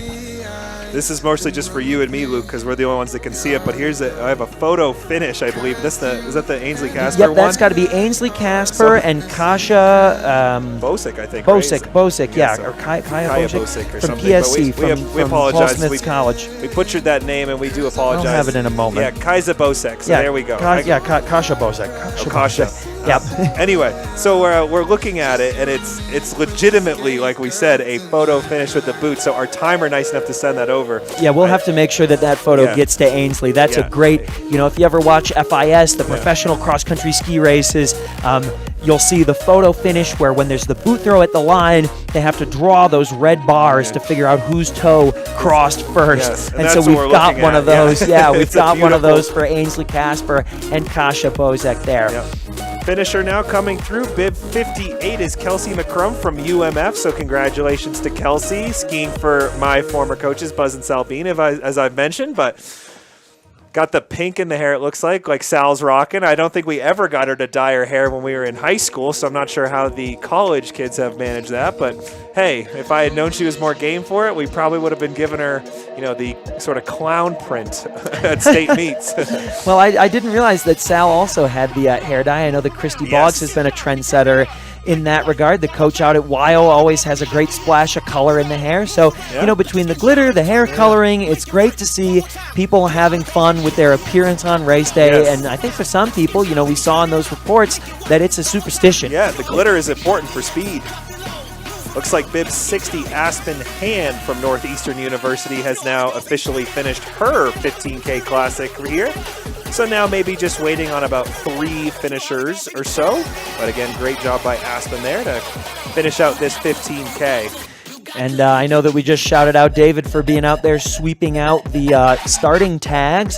Should also make sure we give a shout out. It looks like Ted is unearthing the V-boards. I think if the snow keeps falling at this rate, there are going to be a couple of V-boards left behind. So thank goodness Ted's out there to dust them off and uncover them. Otherwise, we might not see them until, I don't know, when does the snow melt here? The groomer August? will find them. The groomer will find them. The groomer may find them, yes. And then that would As be we know, the unfortunate. groomer finds everything that you leave behind in the snow. All secrets are laid bare by the piston bully. So keep that in mind if you're feeling duplicitous and you have a secret that you've hidden from us out on the course. The groomer will reveal it. Yes. All right, again, now waiting on maybe 3 or so finishers from our women division. Try to get an update from our timers if they know anything more. But I believe just waiting on a few finishers left here.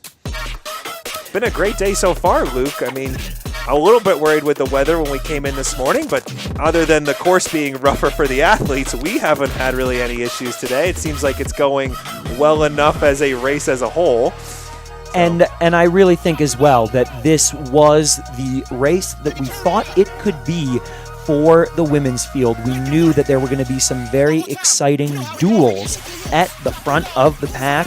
And we knew that there was a lot riding on this competition, on this event, for Amikam Magruder and Lily Hughbanks. Lily Hughbanks ended up not only with a huge win, but also, as she described to us, in case you missed it a couple minutes ago, a really textbook ending to her college racing career. She shared with us that the 15K Classic was the first nationals event that she ever won. She was the overall national champion in 23, and here her last individual race, also the 15K Classic, and I believe, based on points tabulations, that she is going to be the 2025 individual national champion. At the same time, we had that great performance from Jana Boonstra, her best performance of the week, the one that she knew she could deliver, racing in a pack and timing the perfect moment to jump out and surge for second place, and finally a great finishing sprint between Amikam Magruder and Liesl Kopp-Schaefer for third and fourth respectively. There was a lot riding on this race. There was a lot of energy expended out on the course, and I think we walked away with some really, really great showings and some really, really great stories. Oh, absolutely. And by the way, just to shout her out as she finished her race, but Emma Cohn has come through from Wellesley. So and again, big cheers at the finish for Emma. Congratulations. Yeah, big 63 there. Emma Cohn finishing her run. So we are now down to 2 left is what I'm being told from our timer. So it looks like we have a pair of Clarkson skiers still left to come through. And again, we will wait for them. And we will continue to prepare for the men's 15K Classic race.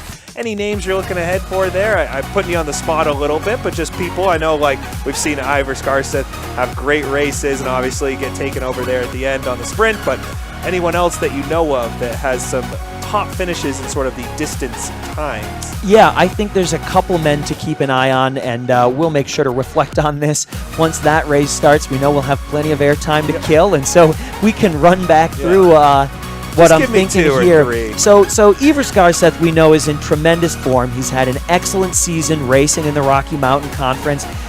2 days ago in the sprint, he got burned at the finish. We did speak with Coach Martin, and Coach Martin revealed that Iver actually was not aware that Phil Martin was right on, that Phil Matthews was right on his tail. And so Phil skied a tremendously strategic race, timed his move perfectly, hung on, and then made the move right when he needed to. Got in the blind spot. Exactly, got him in the blind spot, and Iver just could not accelerate. However, that doesn't detract from the fact that Iver is in superb shape. I also think that this is going to be a bit of a grudge match for Iver, not just because he had the victory in his hands 2 days ago and then it slipped away, but also because last year at Lake Placid in the 15K Classic, that course was fast. There were a lot of technical turns, there were the demanding uphills, but there were also some really serious falls, including onto some exposed rocks on the side of the man-made trail that left Iver pretty injured from that race. I believe he was able to finish, but it showed in the team sprint the next day, and it certainly was not the placement that he would have wanted. So today, I think there are no rocks available. The course is technical and it is demanding, but I think today is a grudge match for Iver. Another name to watch, though, Paavo Rova. We saw Paavo get, I believe, second in the 7.5K freestyle individual start. We saw Paavo get third in the classic sprint behind Iver and Phil. Paavo Rova was second overall in the men's classic Birkebeiner despite starting from wave 1. So he was not up there with the elite wave skiers, but by time he skied the second fastest classic Birkebeiner of this year. That certainly boded very well for Lily Eubanks, who won the women's classic Birkebeiner and won again today. So we'll see if Paavo, teammate on St. Olaf, can do the same thing and translate that enormous Birkie performance into a win today in the 15K Classic. Yeah, I was just going to make a slight comment that if Iver finds a rock today, he's got to be really trying, because I think we're pretty well covered here at Mount Bachelor. I think we are pretty well covered here. But I do hope he gets out injury-free, because, again, we don't ever want to see injuries impact our results. We want to see just good, hard competition. Again, now just waiting on 2 or so finishers here at the 2025 National Championships at Mount Bachelor, Oregon. While we have a moment, maybe we'll do another quick sponsor read, so maybe we can throw another few sponsors at you just to make sure that we cover them and make sure they get their face time as well. So it looks like Toco is one of our main sponsors this year, so thank you to Toco. Blackstrap, another sponsor.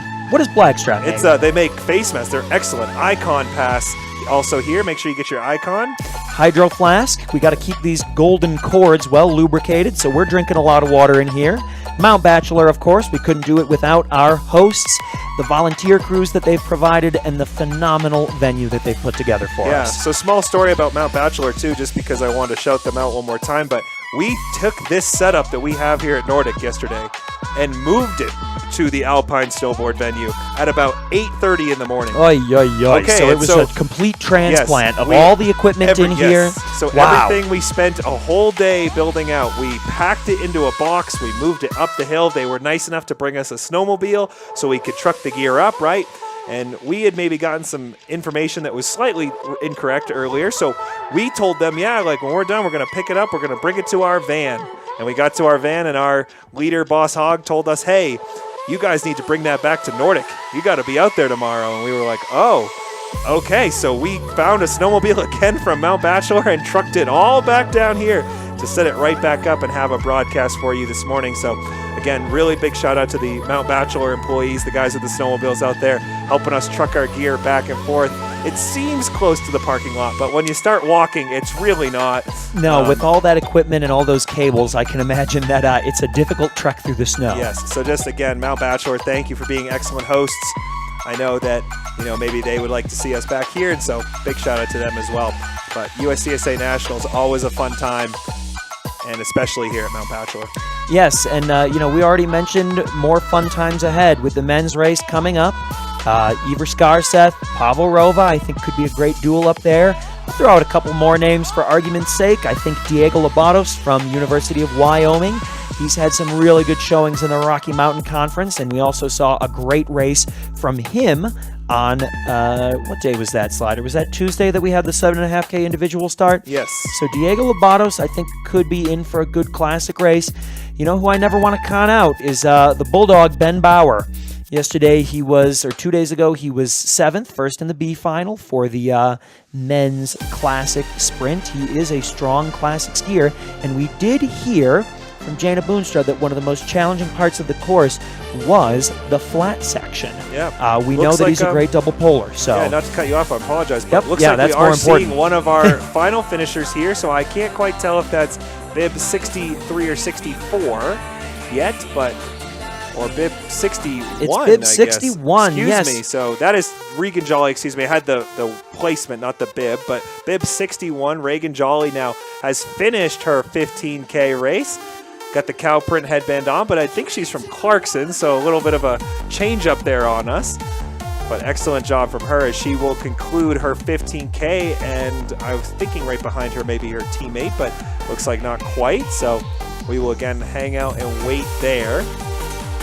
talk about a gritty race from Reagan there. Tough conditions, blowing snow. It's always difficult to be trapped in no man's land or no woman's land where there's not other skiers to pace off of, and still a strong finish.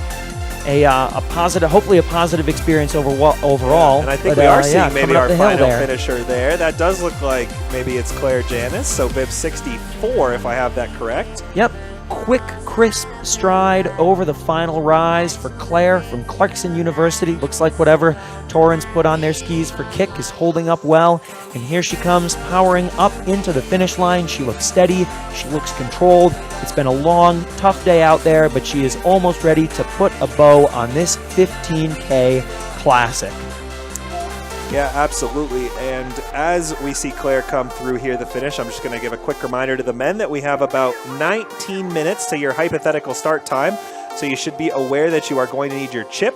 We will probably step away on the broadcast for a moment or two just to maybe grab a quick drink of water and, keep those voice lubricated, as you said earlier. But these golden cords. The golden cords. What do you think they pay us for? Yeah. Right. So anyway, we may step away for just a moment, but we will leave the cameras running and we will be back with you at the men's start this time. And we promise to actually catch the men's start this time. We apologize on the live stream that our cameras had a quick malfunction right at the start, but we did catch a bunch of face shots, a bunch of finishing actions. So hopefully you got to see your kid or just whoever you're cheering for here on our live broadcast. And we want to say thank you to everybody that joined us on that broadcast today. Absolutely, yeah, and some great coverage from the camera guys here from our media team, especially in these tough conditions. They really did line up some really, really nice shots of the start, of the finish. Of course, a big shout out as well to our Riley cam, Riley Nilsson on the course giving us that information. Riley actually, it seems, caught one of the most exciting moments of the day, which was Jana's breakaway. He was there, he was radioing it live to us, and we were relaying it to you. But yes, make sure you join us right around, will it be noon? Yeah, we'll probably kick off about 11:55. Make sure we catch that start. But yeah, yes. Give us about 10 minutes or so here and just to grab a quick drink. Right, sorry. I was just going to say, if you missed the women's start, you can watch the men's start and imagine that they are women. And then it'll be like watching the women's start. Exactly. So, it was quite exciting. So you can just, put the women right into the men, and that will be exactly what we saw here. Yes, But nothing a little bit that the mind's eye can't do. Right. All right. Anyway, thank you so much, Mount Bachelor, and we will be right back with you shortly.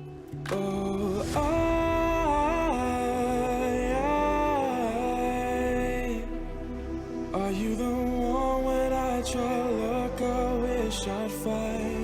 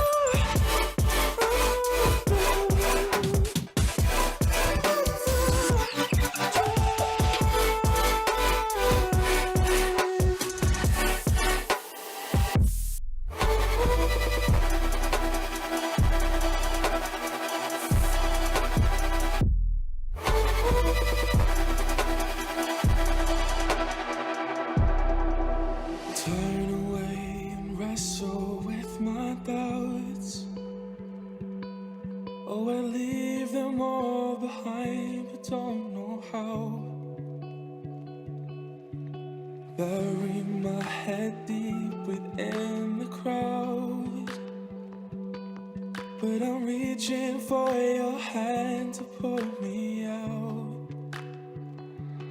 Oh,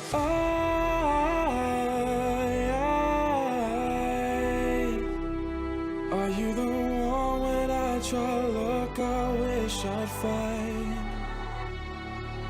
Oh,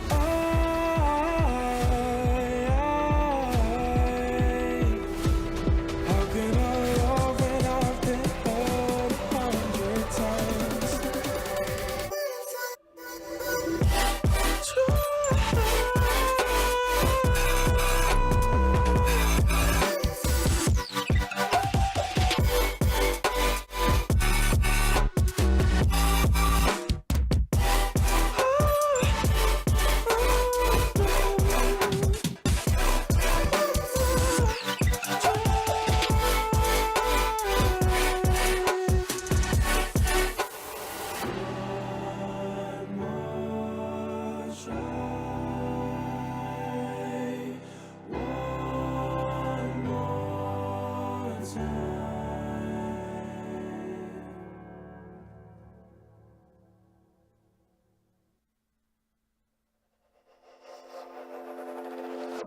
Is this what giving up feels like? I don't know, I don't know. Tell me, have I lost my mind? Nowhere to go, so far from home. Is this what giving up feels like? I don't know, I don't know. Tell me, have I lost my mind? So I break these walls and hold my head up high.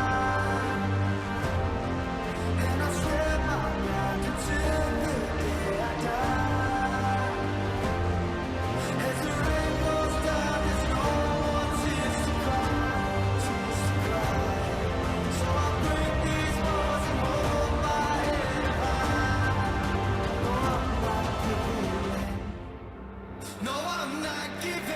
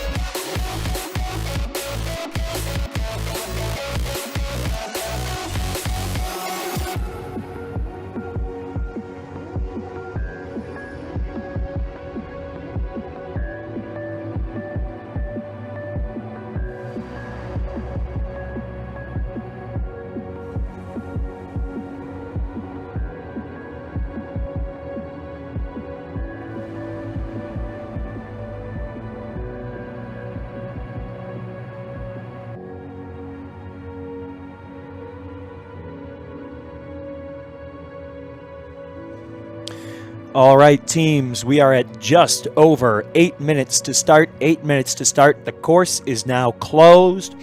All skiers, coaches, people who are also skiers or coaches need to clear the course. Athletes need to begin making their way down to the tent to get chipped. Remember, no chip without your bib. Make sure you are wearing your bib.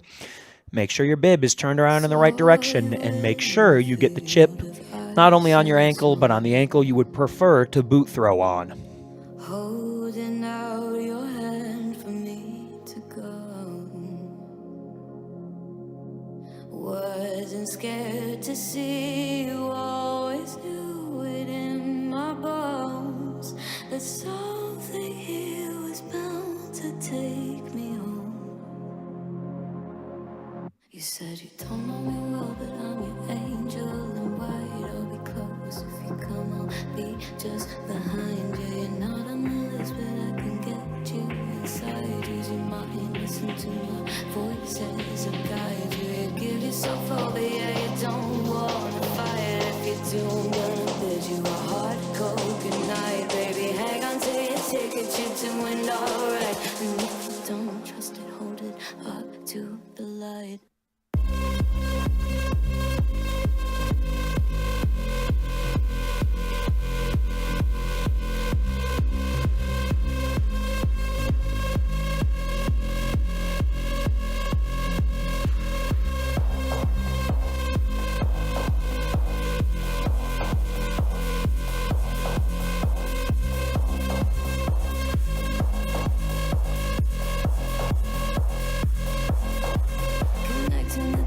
Black spots in my vision, I'll be blaming it on divine intuition. I'll be praying for a divine intervention or anything else that gets my attention. And I'm falling for you, you're a fine invention, the sort of poison to me, but I keep forgetting. And now I'm halfway in and I'm half alive. You take my face and you hold it up to the light. Take me home. If not you, not here, then I don't know.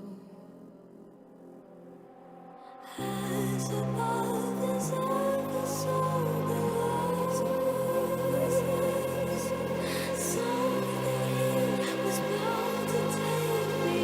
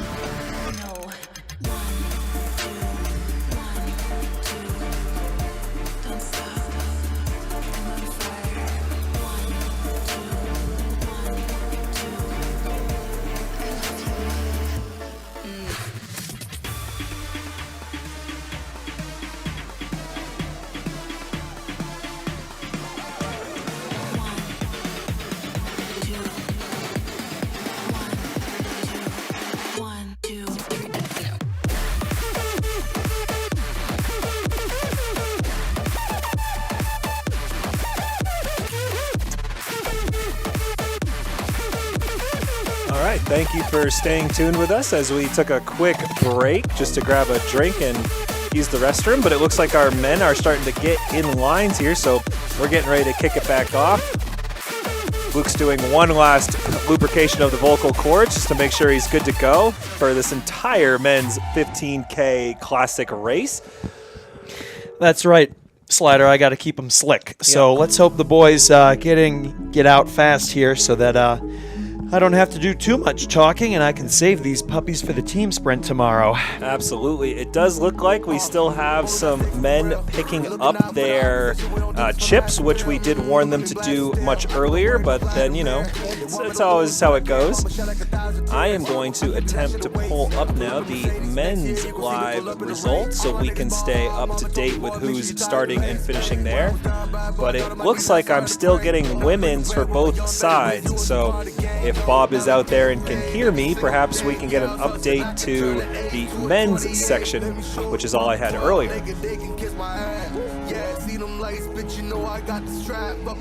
Well, you can see from the camera feed, and certainly if you are spectating today, that this is a big men's field. I believe we have 89 starters, and look at that stretch all the way back almost to the top of the final kicker. So it's going to be a busy day of racing. The course gets narrow fast, so these boys are going to have to get out hard and get out strategically and then knuckle under for 15 kilometers of racing. Once we get underway here, we will hit you with some names to watch, some racers who might have good performances today. I think I've been pretty accurate so far in some of these predictions, so we'll see if you boys can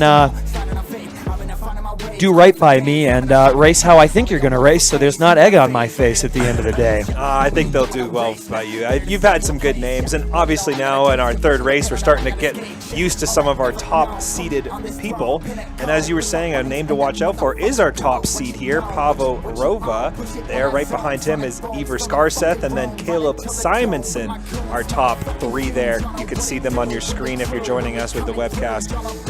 Bibs 101, 102, and 103, I believe, there. So I can at least see Bib 102, which I know is Iver Skarseth. So, and I think in just a moment here, we're going to see that gun go up. It'll be quiet at the start, and the race will be underway.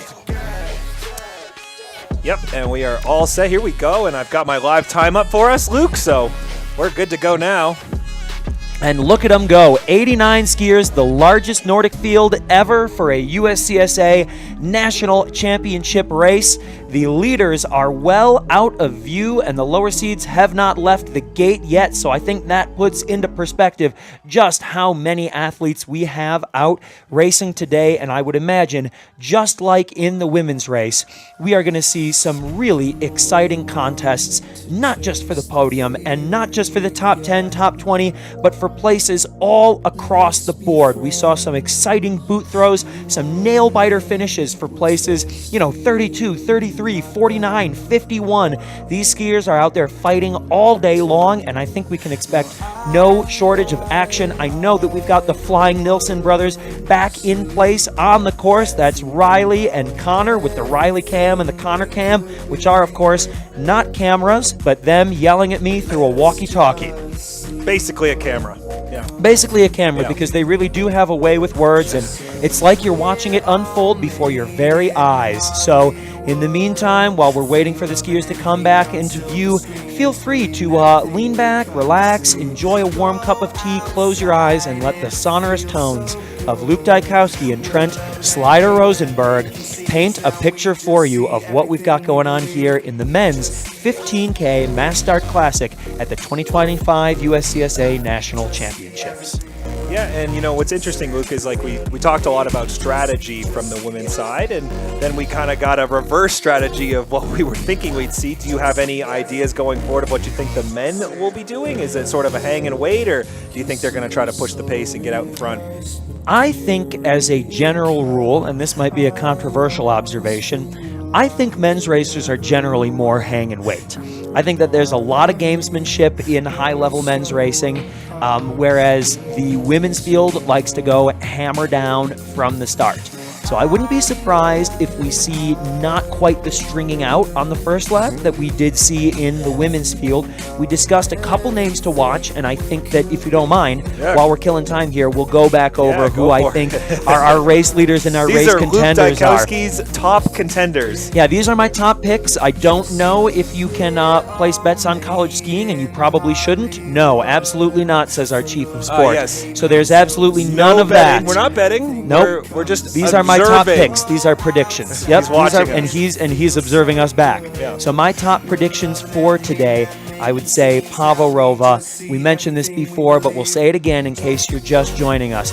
Pavarova was second overall in the American Birkebeiner 53K Classic. That was starting from Wave 1. So not starting up with the 100, 150 elite wave skiers, but skiing essentially alone in the woods, getting yelled at by people on the course who are saying, hey, you're only 2 minutes off the lead. And so in terms of crossing the line, Pavo didn't finish with the winners, but if you look at his time, he had the second fastest time of the, essentially the most prestigious race in North American skiing. The same was true for Lily Hubanks, who won the Women's Classic Birkebeiner. Obviously, that 53K Classic translated extraordinarily well to her performance today. If Pavarova can keep his great striding under him that we saw during the Classic Sprint, I think he's going to have a very successful 15K today. Of course, the other big name to watch is going to be Iver Skarseth from Colorado Mesa University. This is a bit of a grudge match for Iver. We discussed this earlier, but he barely got beat by Phil Matthews, who had that superb sprint victory 2 days ago. Phil timed his race perfectly. He was behind Iver. Iver didn't know he was there. Phil stepped out and made a move when it counted most, and Iver couldn't match that acceleration, and it was Phil to the line. So Iver, I think, has a bit of a chip on his shoulder after the race 2 days ago. We know he's in great form because we saw him win the men's 7.5K individual start by almost 25 seconds, and we also know that last year, just based on the course and on some of the terrain that Iver encountered, falling off the man-made loop onto rocks, it was a really difficult race for him. So I'm confident that he is looking to not only get back what he feels he lost 2 days ago, but also get back at this event in general after a challenging showing in Lake Placid. So that's Iver Skarseth, Pavarova. Caleb Simonson has been really consistent this week. Unfortunately, I can't speak much to his skill as a classic skier, so we're going to have to see how it pans out in the 15K. But I know Diego Lobatos proved himself a very capable skier on Tuesday in the 7.5K individual. And I always like to shout out Ben Bauer from the Bulldogs. He's a great classic skier. If he can perform today like he has in the past at some major citizen races, including the Sisu Ski Fest in Ironwood and some of the other classic distance races, Ben could have a really, really strong showing. Tyler Hipchin's also been having a great week from Western Colorado University. And Ben Martin, I think Ben Martin could be a little bit of a dark horse. He's from the University of Wisconsin-Madison. I know he was sick earlier in the week, but 10 to 15 kilometers is where Ben Martin really tends to shine. And so if he's gotten over his illness, if he's had lots of oranges and vitamin C, and if he's gotten some good rest this week, we could see, I would say, maybe the best performance of the week for Ben Martin. Oh, excellent. So it's interesting, too, because we have talked about this. This is our first sort of distance race and in the classic form. So we're talking about two things maybe you don't know about the athletes, whether they are strong classic skiers or if distance is their preferred, sort of event here. So again, we've seen a sprint race and then a freestyle at 7.5K. But seems like Luke is getting some updates from either the Riley Cam or the other Cam. I can't remember the guy's name. I'm so sorry. Connor Cam. Connor and Riley Cam. Cam. Easier to remember. Yeah, there we go. That's quick. Yes, it was just a quick update slider, so I don't mean to interrupt you, but it sounds like all the skiers have passed the base of the head wall. Remember that where Riley is positioned is at the base of the head wall, so that means he sees the skiers at roughly the 1.5 kilometer mark as they're heading out into a long descent and then a long striding climb back. And so he also sees them when they reach the top of that striding climb and when they reach the sort of decisive climb of the course. That's where we saw Jana Boonstrom make her key move during the race earlier today. That's also where we saw that Lily Hubanks had opened an enormous margin, which only grew from there. But as of right now, it sounds like the men's pack has largely stuck together through the first kilometer and a half. But to your point about the sort of uniqueness of today's event, you're absolutely right that it's not only a distance change, but in a sense, a technique change. We did have the classic sprint 2 days ago, and so we've seen these skiers do some classic racing, but the sprint course was largely a double pole and herringbone course. The sort of main body of the course was pretty double poleable, and there were 2 short kicker hills which the athletes were able to briefly stride or revert to herringbone on.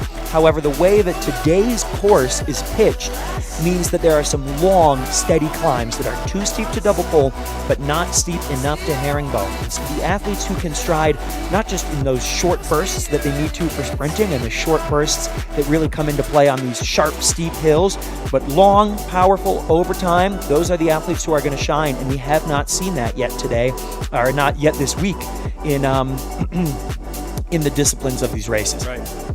So yeah, like you said, just a big technique change maybe. And then that, what you were saying, some of your dark horses, I mean, these are guys that are currently ranked maybe 17th or 30th, or I think 28th or so. Was Ben Martin's 30th, and then Ben Bauer 17th. So maybe not the disciplines they are used to or prefer beforehand, but maybe this is something they like. I mean, Lily Hubanks has shown that she can be dominant in all facets, but sometimes in the men's races, or even just in races in general, you see people with preferred types of styles. So it'll be cool, like you said, to see some of your dark horses hopefully make a run up toward a top 10 finish, or perhaps even crack into a top 5 if they can get lucky and maybe stay with those top seeded athletes today. I certainly hope so. And we know that the University of Wyoming boys are going to do well today. They've been having a great week so far. I think the same is generally true for Paul Smith's college.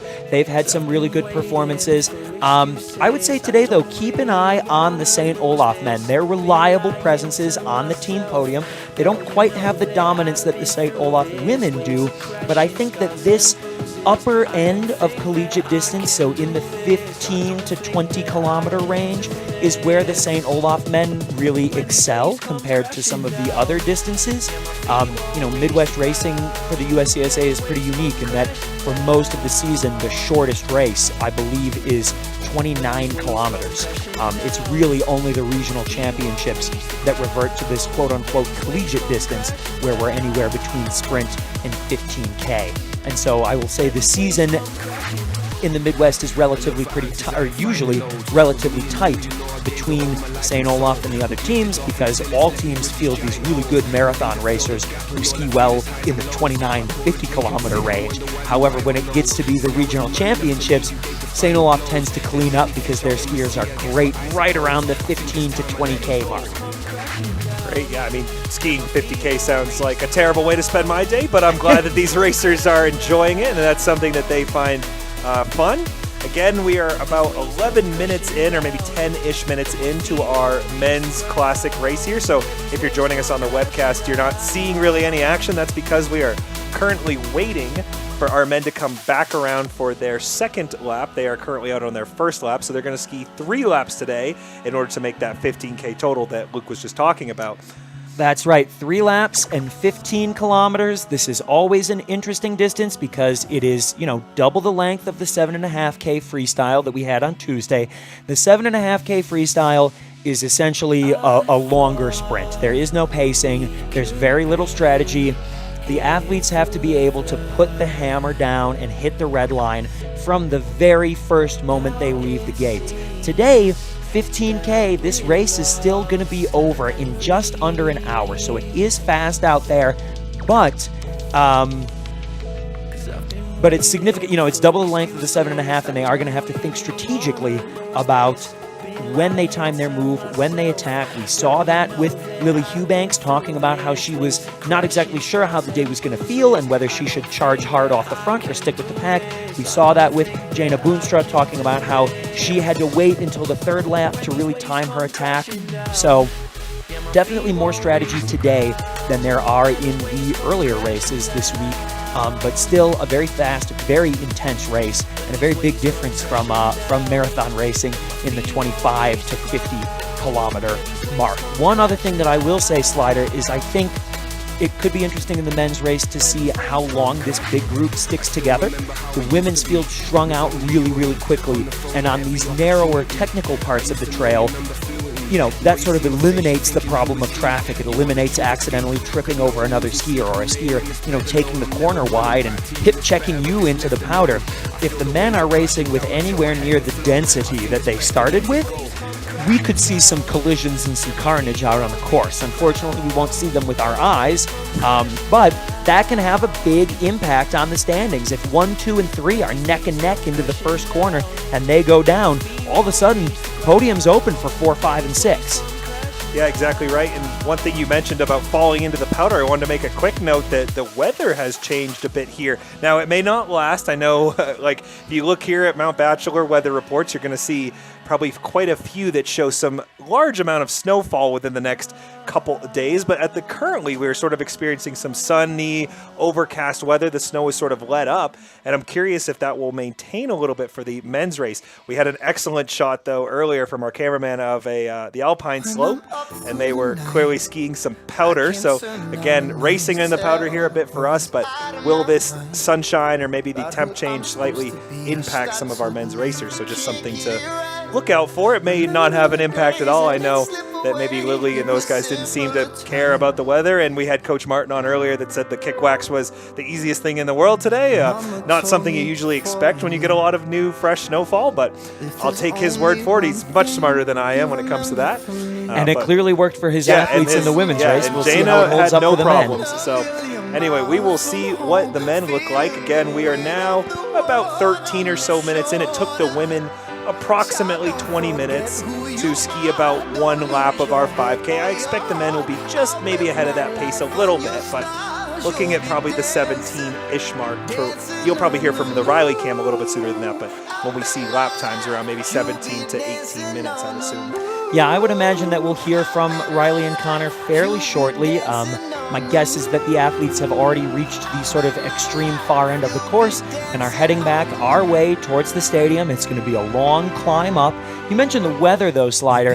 That, I think, will have the most impact on this race in the sense that if it's snowing hard and snow is accumulating rapidly in the tracks like it was this morning, there's a serious energy penalty to breaking away, like Lily Hughbanks did. Maybe we should have asked her some questions about this, but essentially trying to break trail through the powder, that can be very draining on an athlete, and they're making the tracks faster for the athletes behind them, so it's then much easier for the chasing packs to reel them in. However, if the snow holds off, as it currently is, sort of. We had a little bit of sun there, a few flakes falling now. I said it, and now it sort of seems like it's snowing again, so I'm sorry, I jinxed it. Does look and like you're we getting do have the Riley cam, so let's go now live to Riley Nilsson and Connor Nilsson.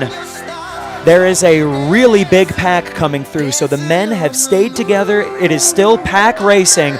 Pavo, Ever, and Phil are leading the 3, but it's a good pack of probably 7 skiers up at the front. So 7 skiers hitting the head wall. It's Phil Matthews, Ever Skarseth, and Pavo Rova in the lead. However, there are still skiers behind them, and I can hear just from the background chatter on the radio as Riley and Connor were phoning in that there is intense energy on the course. It sounds like there's a small gap behind the leading 7 and then a very, very large chase group, and the energy is palpable and prone to blow out my eardrums. I mean, I can hear Riley talking, and behind him there's a lot of clapping, a lot of hollering, and I have no doubt that we'll have the same thing here at the lap area in a moment. But if they're coming to the top of the head wall, that means that we should be able to see our leading 7 athletes and a big pack behind them in just a couple moments. But that is interesting to see, Slider, that the men's group has at least stuck together for this lap. This was the time, in the women's race where Lily Hughbanks already had a 20-second margin and time to stop and get directions in a brief miscommunication about the course layout. But here they come, striding very calmly. Yes. And you can see they've set a large line of V-boards now, so the men have no option but to go into the split line. But I think this may be even a bigger group than 7. It looks, well, I guess it is exactly 7, but right behind them, another group of maybe 8 or so skiers. So the top pack seems to be keeping together. They really look like they're using each other to keep the pace and keep the energy low. Phil Matthews, losing his hat there. Looks like he's getting warm out on the course and now accelerating into the lead. So a couple long lines of skiers. Great, though, to see James Kai's in the group, a freshman from UW-Madison. Not a name that I shouted out at the beginning, but he's been having a great season, especially in the distance races.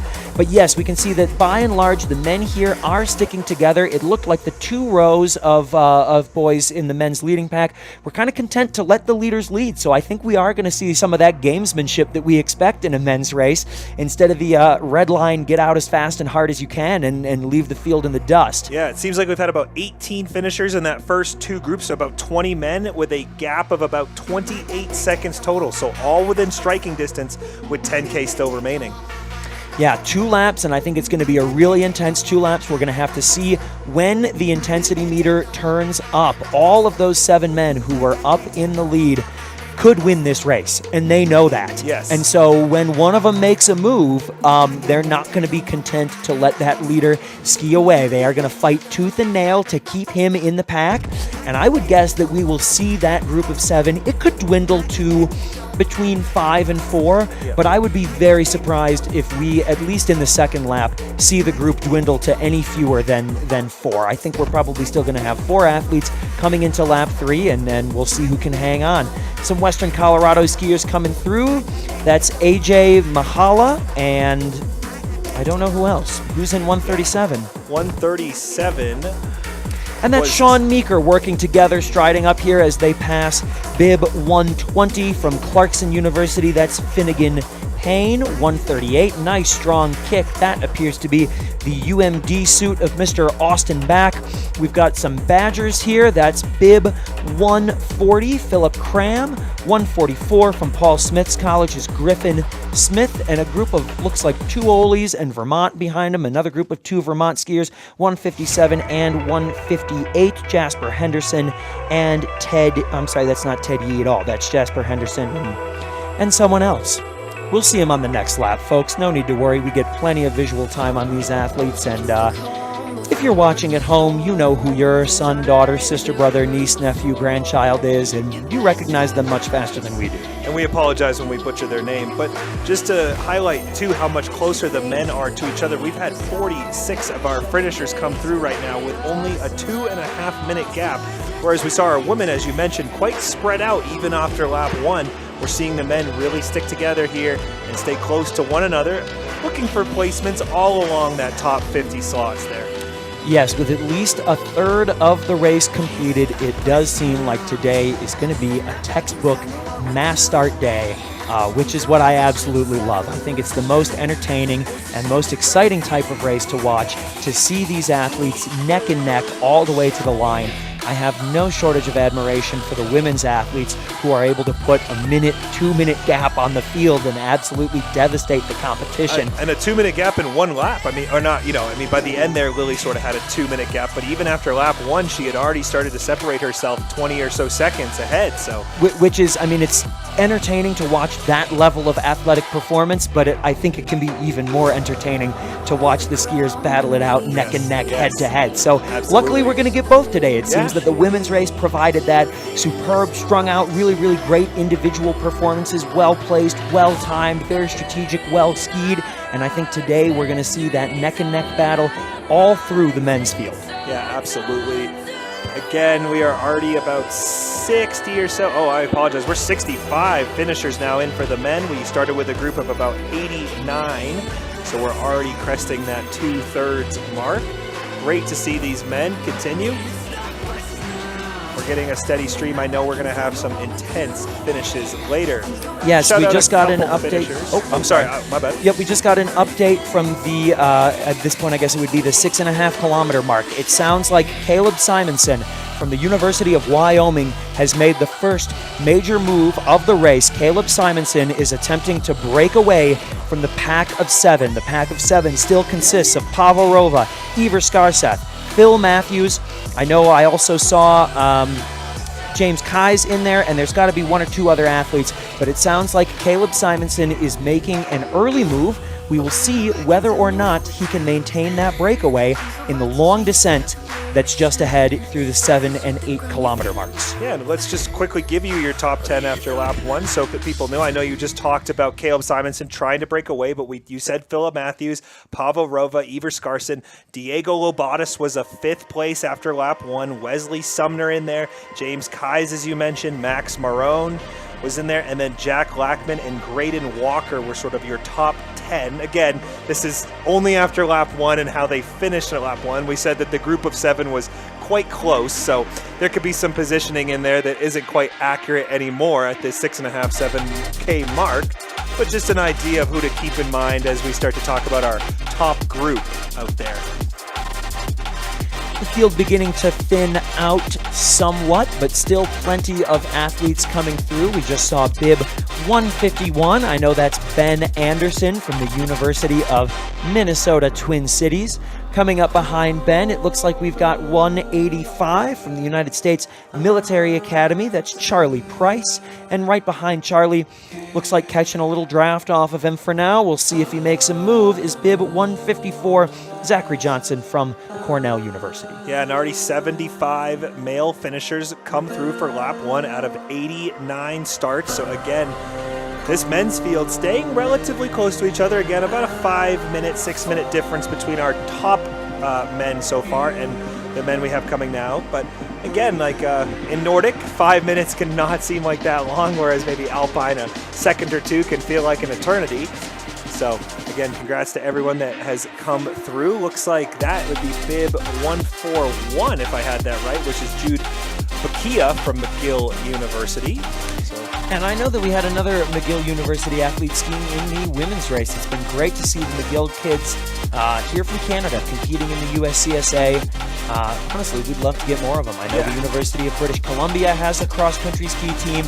I'm sure they're hiding cross-country skiers elsewhere in Canada. So it's great to have McGill here competing with us. And hopefully in the future we'll continue to see some skiers from our neighbors to the north come and throw down at Nordic with us. And if we could too, I know Boss Hogg, the Alpine commentator, was talking last night about how supportive the USCSA is about helping students create ski clubs and all these things and setting them up to talk to athletic directors and get them sanctioned and however that step process goes. So if you are interested, if you're one of those listening at home just randomly on your Friday here watching us broadcast and you are curious about joining the USCSA, reaching out to them and having them help you through those steps of joining and becoming a ski club. I know they help students with that all the time, so don't feel like you can't ever enter or can't, join the fun.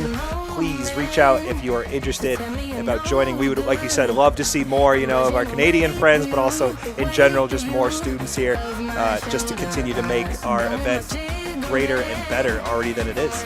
Yeah, that's exactly right, Slider. I know that we have a couple teams here that are either being coached by or have athletes racing from a founding group of athletes. I know that CSU, Colorado State University, is a relatively new Nordic club now racing with us here at Nationals. Justin Arndt was their founder just a couple years ago, and now he's out here coaching the CSU athletes.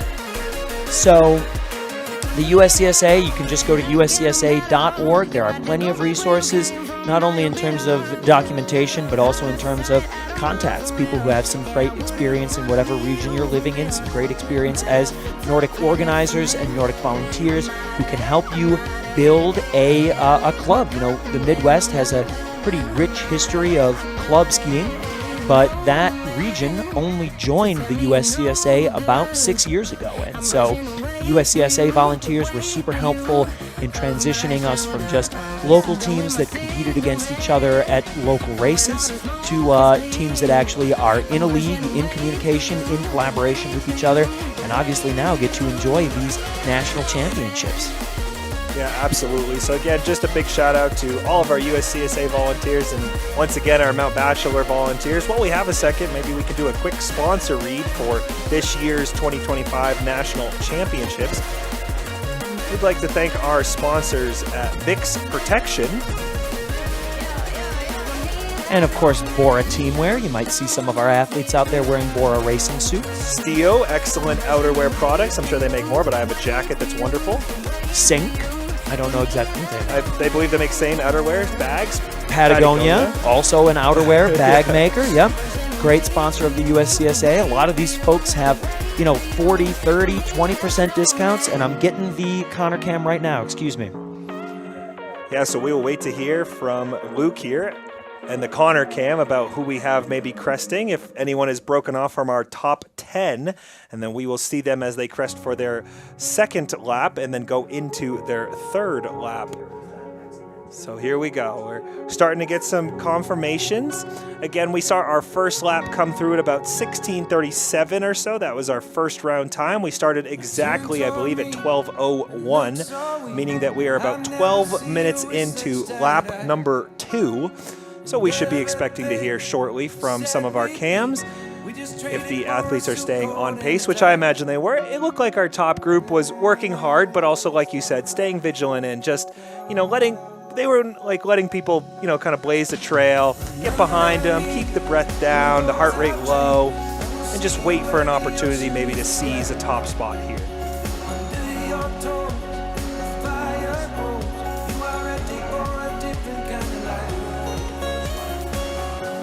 Yeah, absolutely.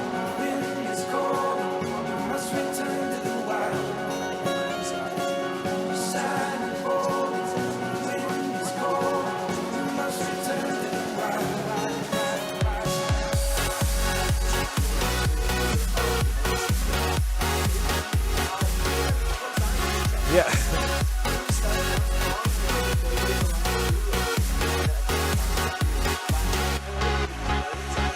Follow me down, there's no one around. Lay back and take your socks and shoes right off. That natural light is so damn polite, can make you feel just like you were young. 6, I believe, which is Crosby Harris. I think that actually might be Colorado State. Yes, no, they absolutely are. And you're going CU and CSU, these acronyms, they really start to mess with me. The snowboard yesterday was a nightmare. Luckily, I was helped by Brittany at USCSA, and she'd sort of whisper in my ear when I'd get one wrong, and I'd be like, you're right. That was awful. But us East Coast guys, we tend to forget that there are other schools out there. So when you see, a VT and you think it might be Vermont right away, and she tells me it's Virginia Tech, and I go, oh, you're definitely right about that. Or UNC really threw me off because they add a second C to tell you it's at Chapel Hill. So UNCC, which then, you're starting to lose me now. The acronyms get confusing. Yeah, the TLAs, as I call them, the 3-letter acronyms. Okay, looks like Luke is getting some updates, so we'll wait and give you some first-hand action of the course momentarily. We're having maybe a little bit of trouble with the radios, but again, looking for maybe the top 5 or so. We saw Philip Matthews, Caleb Simonson, Pavel Rova, Iver Skarsen, and Diego Labatis. So we'll find out who's moved on from there. No, you're good. Yeah, you're absolutely fine.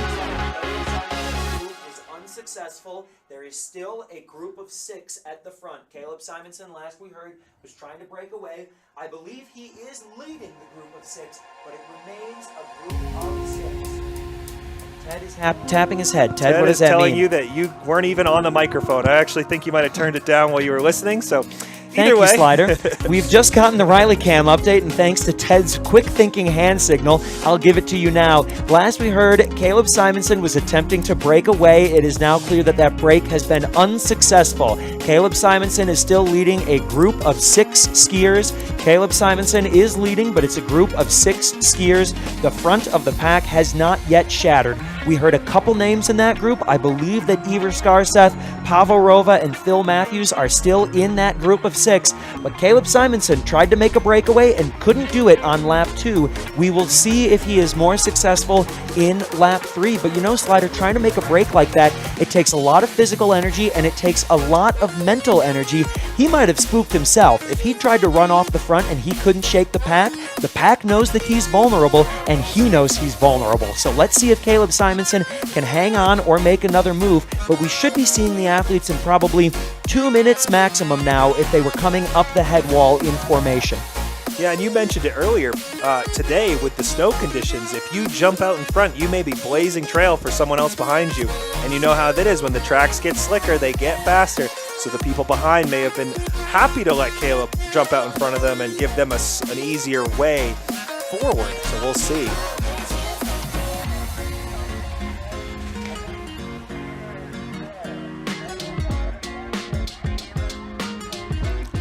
All right, the lead is as follows. Coming up to the top of the climb, it looks like Caleb Simonson, undeterred, has moved into a very, very slight lead. 103, Caleb Simonson is holding a slight lead. In 2 is Iver Skarseth.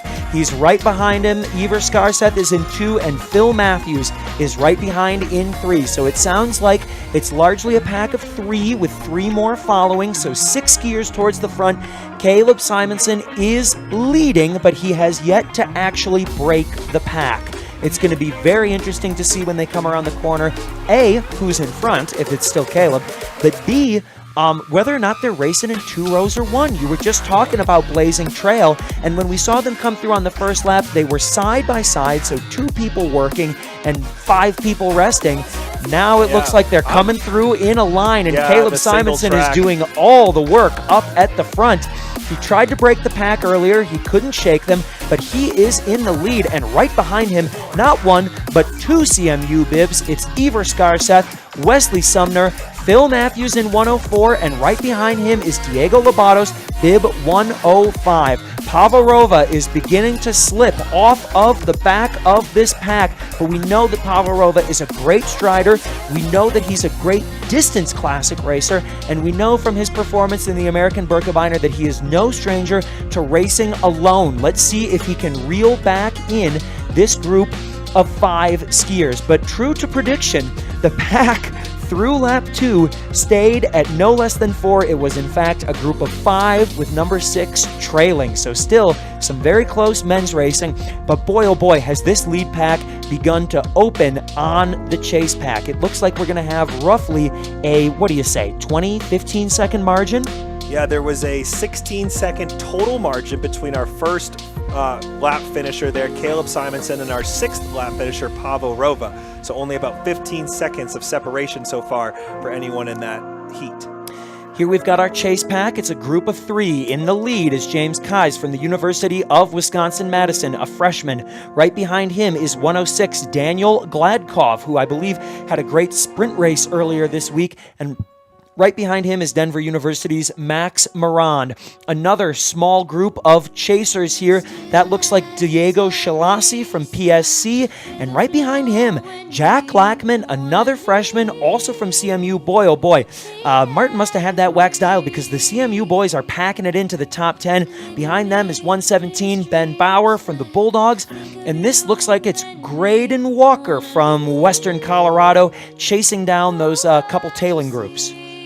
Yeah, Graydon Walker, as you just mentioned, Western Colorado on your screen. It looked like we also had a few other finishers there. We just said Graydon Walker. Tate Myers right behind him, St. Olaf men. So they're starting to stack a few here in the top 20. They had Pavo, Daniel, and now Tate Myers kind of coming through for that St. Olaf team. So true to prediction so far, the men's St. Olaf team kind of making their way into these top group here. Couple more finishers for you. We had Anders Heckley out of Western Colorado University crossed there with 15th so far. Austin Quillinan, a young man who joined us in the booth the other day to talk about his race. Gave one of the most, I think, engaging interviews of the week so far. And no shade to the other athletes. We love having you in here, but the emotions were running high for Austin when he joined us, and boy, oh boy, was it fun to hear about his performance in the heats. Yeah, Austin again in 16th right now. Gabriel Lloyd from PSC there in 17th, and then Joey Ruhana, 18th from Clarkson. One final finisher there so far for you is Henry Fisher. Again, not finisher, but lap finisher there. And he is currently in 19th. So again, seeing sort of a small spread of our men. Now we had like 30 men come in, it seemed like, within a minute of each other, and now kind of just cracking the top 20 as we move about 3 minutes away from our lead group. Yeah, the pace at the front has clearly increased, at least relative to the rest of the field. They're really starting to open up some daylight, and we're seeing these smaller chase packs form up as the athletes, battle each other for, like we spoke about earlier during the women's race, not only for team points, but also the excitement of being 19th instead of 20th, or of being 31st instead of 32nd. That's the beauty of mass start racing, is as long as you can find a rabbit, there's something to hunt and something to work on. So I'll be very curious to see how that leading pack of 6 shapes up on lap 3. They have now less than 5 kilometers to go, and it's going to be now or never for these athletes. Again, not only for this race, but also for the individual national championship overall title. I will say that I thought Ever looked very, very relaxed, tucked in behind Caleb there. Yeah, I was going to say when they came through, we talked a lot about the single racing, or if they were in double tracks, and you could see that group of top men staying right behind one another, letting the other person in front of them work just as hard to break either the wind or the snow on the tracks. So we will see how that plays out. Ever did look quite calm. Sounds like Luke is getting a few more updates as we go. Again, this is going to be our final lap of the day. 15 kilometers here for the men in the Mass Start Classic race. Been so exciting so far to watch the women go. Willie Hughbanks took the title there, and we will see who can come out of our top 6 pack here. Luke, any updates so far? Yes, we have updates from the Riley cam and the Connor cam down at the base of the head wall. Recall, this is about a K&a-half into the lap, so we're talking at about the 11.5K mark. They're heading into the long descent.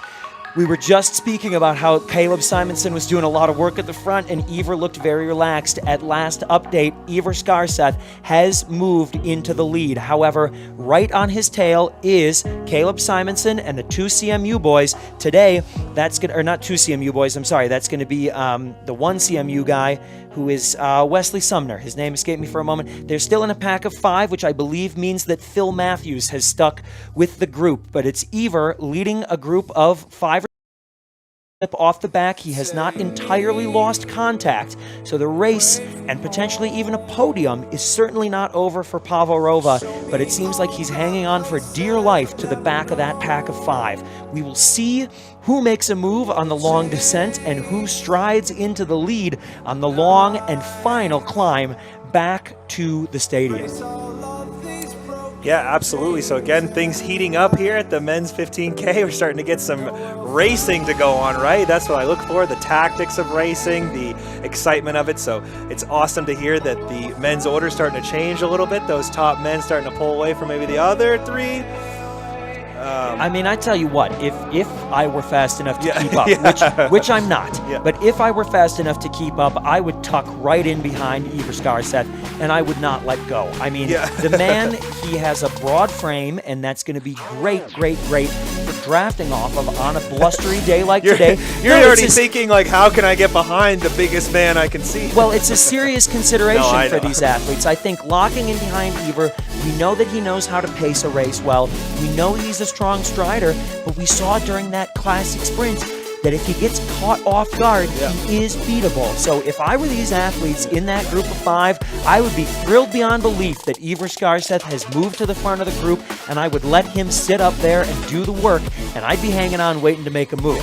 Now, of course, that would require me to be a much faster skier than I am. So this is purely speculative. But we're telling the top men that are fast enough to keep up with him what we would do. Yes, which exactly. That's coaching. We're just so true. It's literally and just those coaching. who can't do coach. Exactly. This is a well-known maxim. Those who can't do coach. And I'm sure these athletes appreciate our sage advice about how they should be conducting their race. 2 days ago, I was telling everybody that crowns were the way to go, and they may have not been correct, but I was telling them what to do, which, Anyway, it looks like we've had about 55 of our male finishers come through here. So, again, maybe about half of our course. We did have a few did not starts today, so we've gone from about 89 perhaps to slightly lower than that, maybe in the 80 range.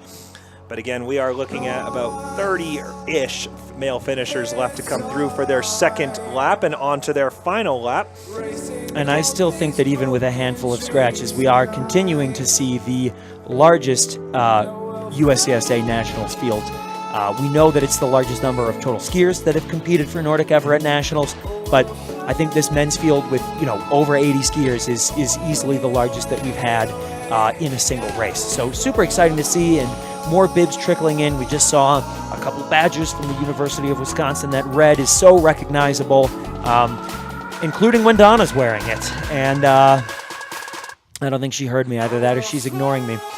But and we're continuing to see some more skiers come up the hill here. It actually looks like there is quite a pack working together here, finishing their second lap, getting ready to go out on 3. I believe that's the 2 Whitman skiers who are leading the charge. Right behind them, we've got the United States Military Academy. Behind them is bib 168. My money is that is El Presidente, Jeff Hodgson. There he goes. Jeff Hodgson was... Oh, Jeff, I shouldn't have said anything. I'm sorry. Jinxed him. I really should have kept your name out of my mouth. There we go. A quick recovery for Jeff. He's back on his feet, and Jeff was out early this morning testing wax for the entire Cornell team, so you can see him stride away there. He's confident in his skis because he came up with the formula. So, and if he didn't, we had Coach Martin on who told them exactly what to do. That's right, which clearly is working very well for Ivers Garseth and Wesley Sumner, who are somewhere near the front of the group and somewhere near probably... I'd say 2K to go at this point, maybe 3K to go. They're about 10 minutes into their second lap. So again, we saw times of about 16 minutes or so, 17 minutes as a lap time for the first lap. And again, just using my brain here to tell you that was pretty accurate. Somebody's got to do it. Somebody's got to be using their brain in this booth. Math on the spot is not my thing, but I can assure you that at 33 minutes total when they came across to their second, we're looking at about 16 minutes a lap. Now, I'm just going by halves here. So anyway, we should expect to hear from our Riley or Connor cams soon. Meanwhile, we did have about 72 male finishers complete their second lap there, so everybody's on their third now. A few finishers we just saw were Rayleigh Page, Peter Marriott, Anders Eriksson, Gabriel Jerry, Michael Pelletier, and Ethan Collis. And if I said Pelletier and it was Pelleter, it's because I'm from Maine, and we have a staple of Pelletiers. Spelled really, exactly a lot of the same. Pelletiers in Yes, Maine. I don't know if you've ever heard of Donnie Pelletier. The guy on the wooden skis. Yeah, world's most famous skier, Donnie Pelletier. Actually, I'd like to give him a shout-out, because I don't think a lot of people know this, but his real name is Troy Murphy, and he's a very accomplished mogul skier, like an Olympic mogul skier. Well, you can tell from the way he handles those wooden skis that he knows what he's doing. I don't want to ruin his gimmick or his shtick there and tell people that he's actually a very good skier, but I just think Troy sometimes doesn't get enough credit for being as talented as he is. So Donnie, the world's finest skier, but Troy Murphy, also a wonderful skier and a wonderful human if you ever get the chance to meet him. An accomplished athlete in his own right. Yes, absolutely. The Olympic mogul skier. And isn't that a blessing to have one individual that has 2 accomplished athletic personas, and the rest of us sitting in this booth, I'm not sure we have any. Yeah, right, exactly. And you'd think like maybe this would be a case of identity fraud, but no, we're perfectly okay with allowing Donnie Pelletier and Troy Murphy to coexist. Looks like we have one more person coming in for their second lap.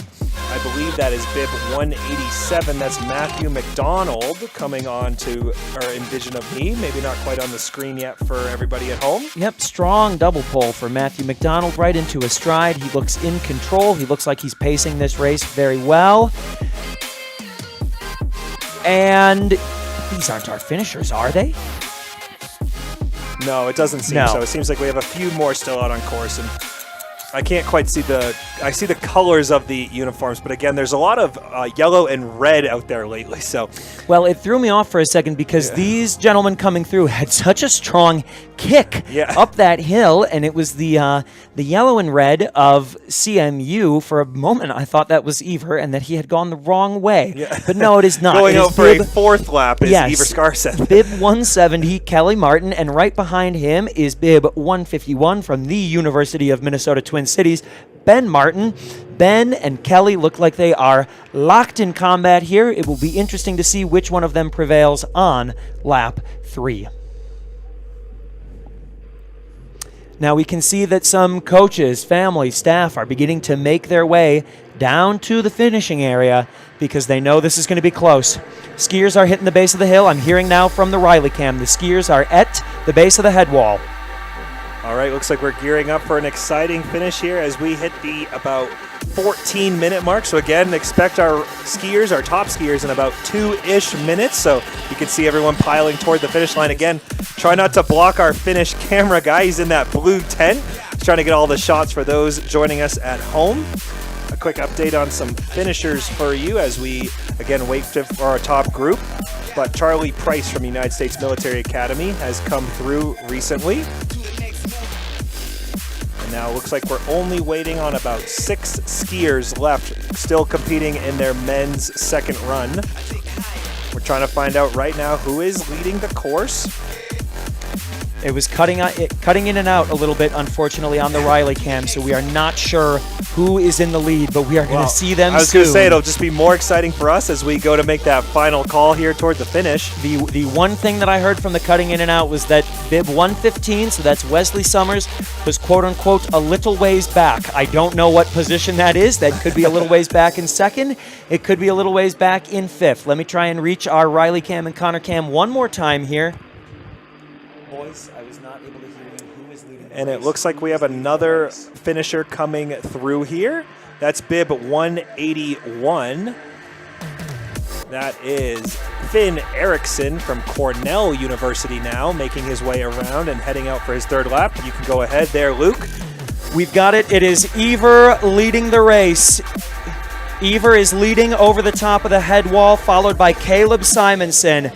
Ever is attempting to break away on the head haul. He's striding cleanly up the head wall. Ever Skarseth is leading the race for CMU. It sounds like Caleb Simonson is hanging on for dear life.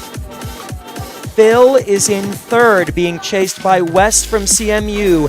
Phil and Wes are in third and fourth, respectively. They are very close. It seems like it's going to be a tight battle for third.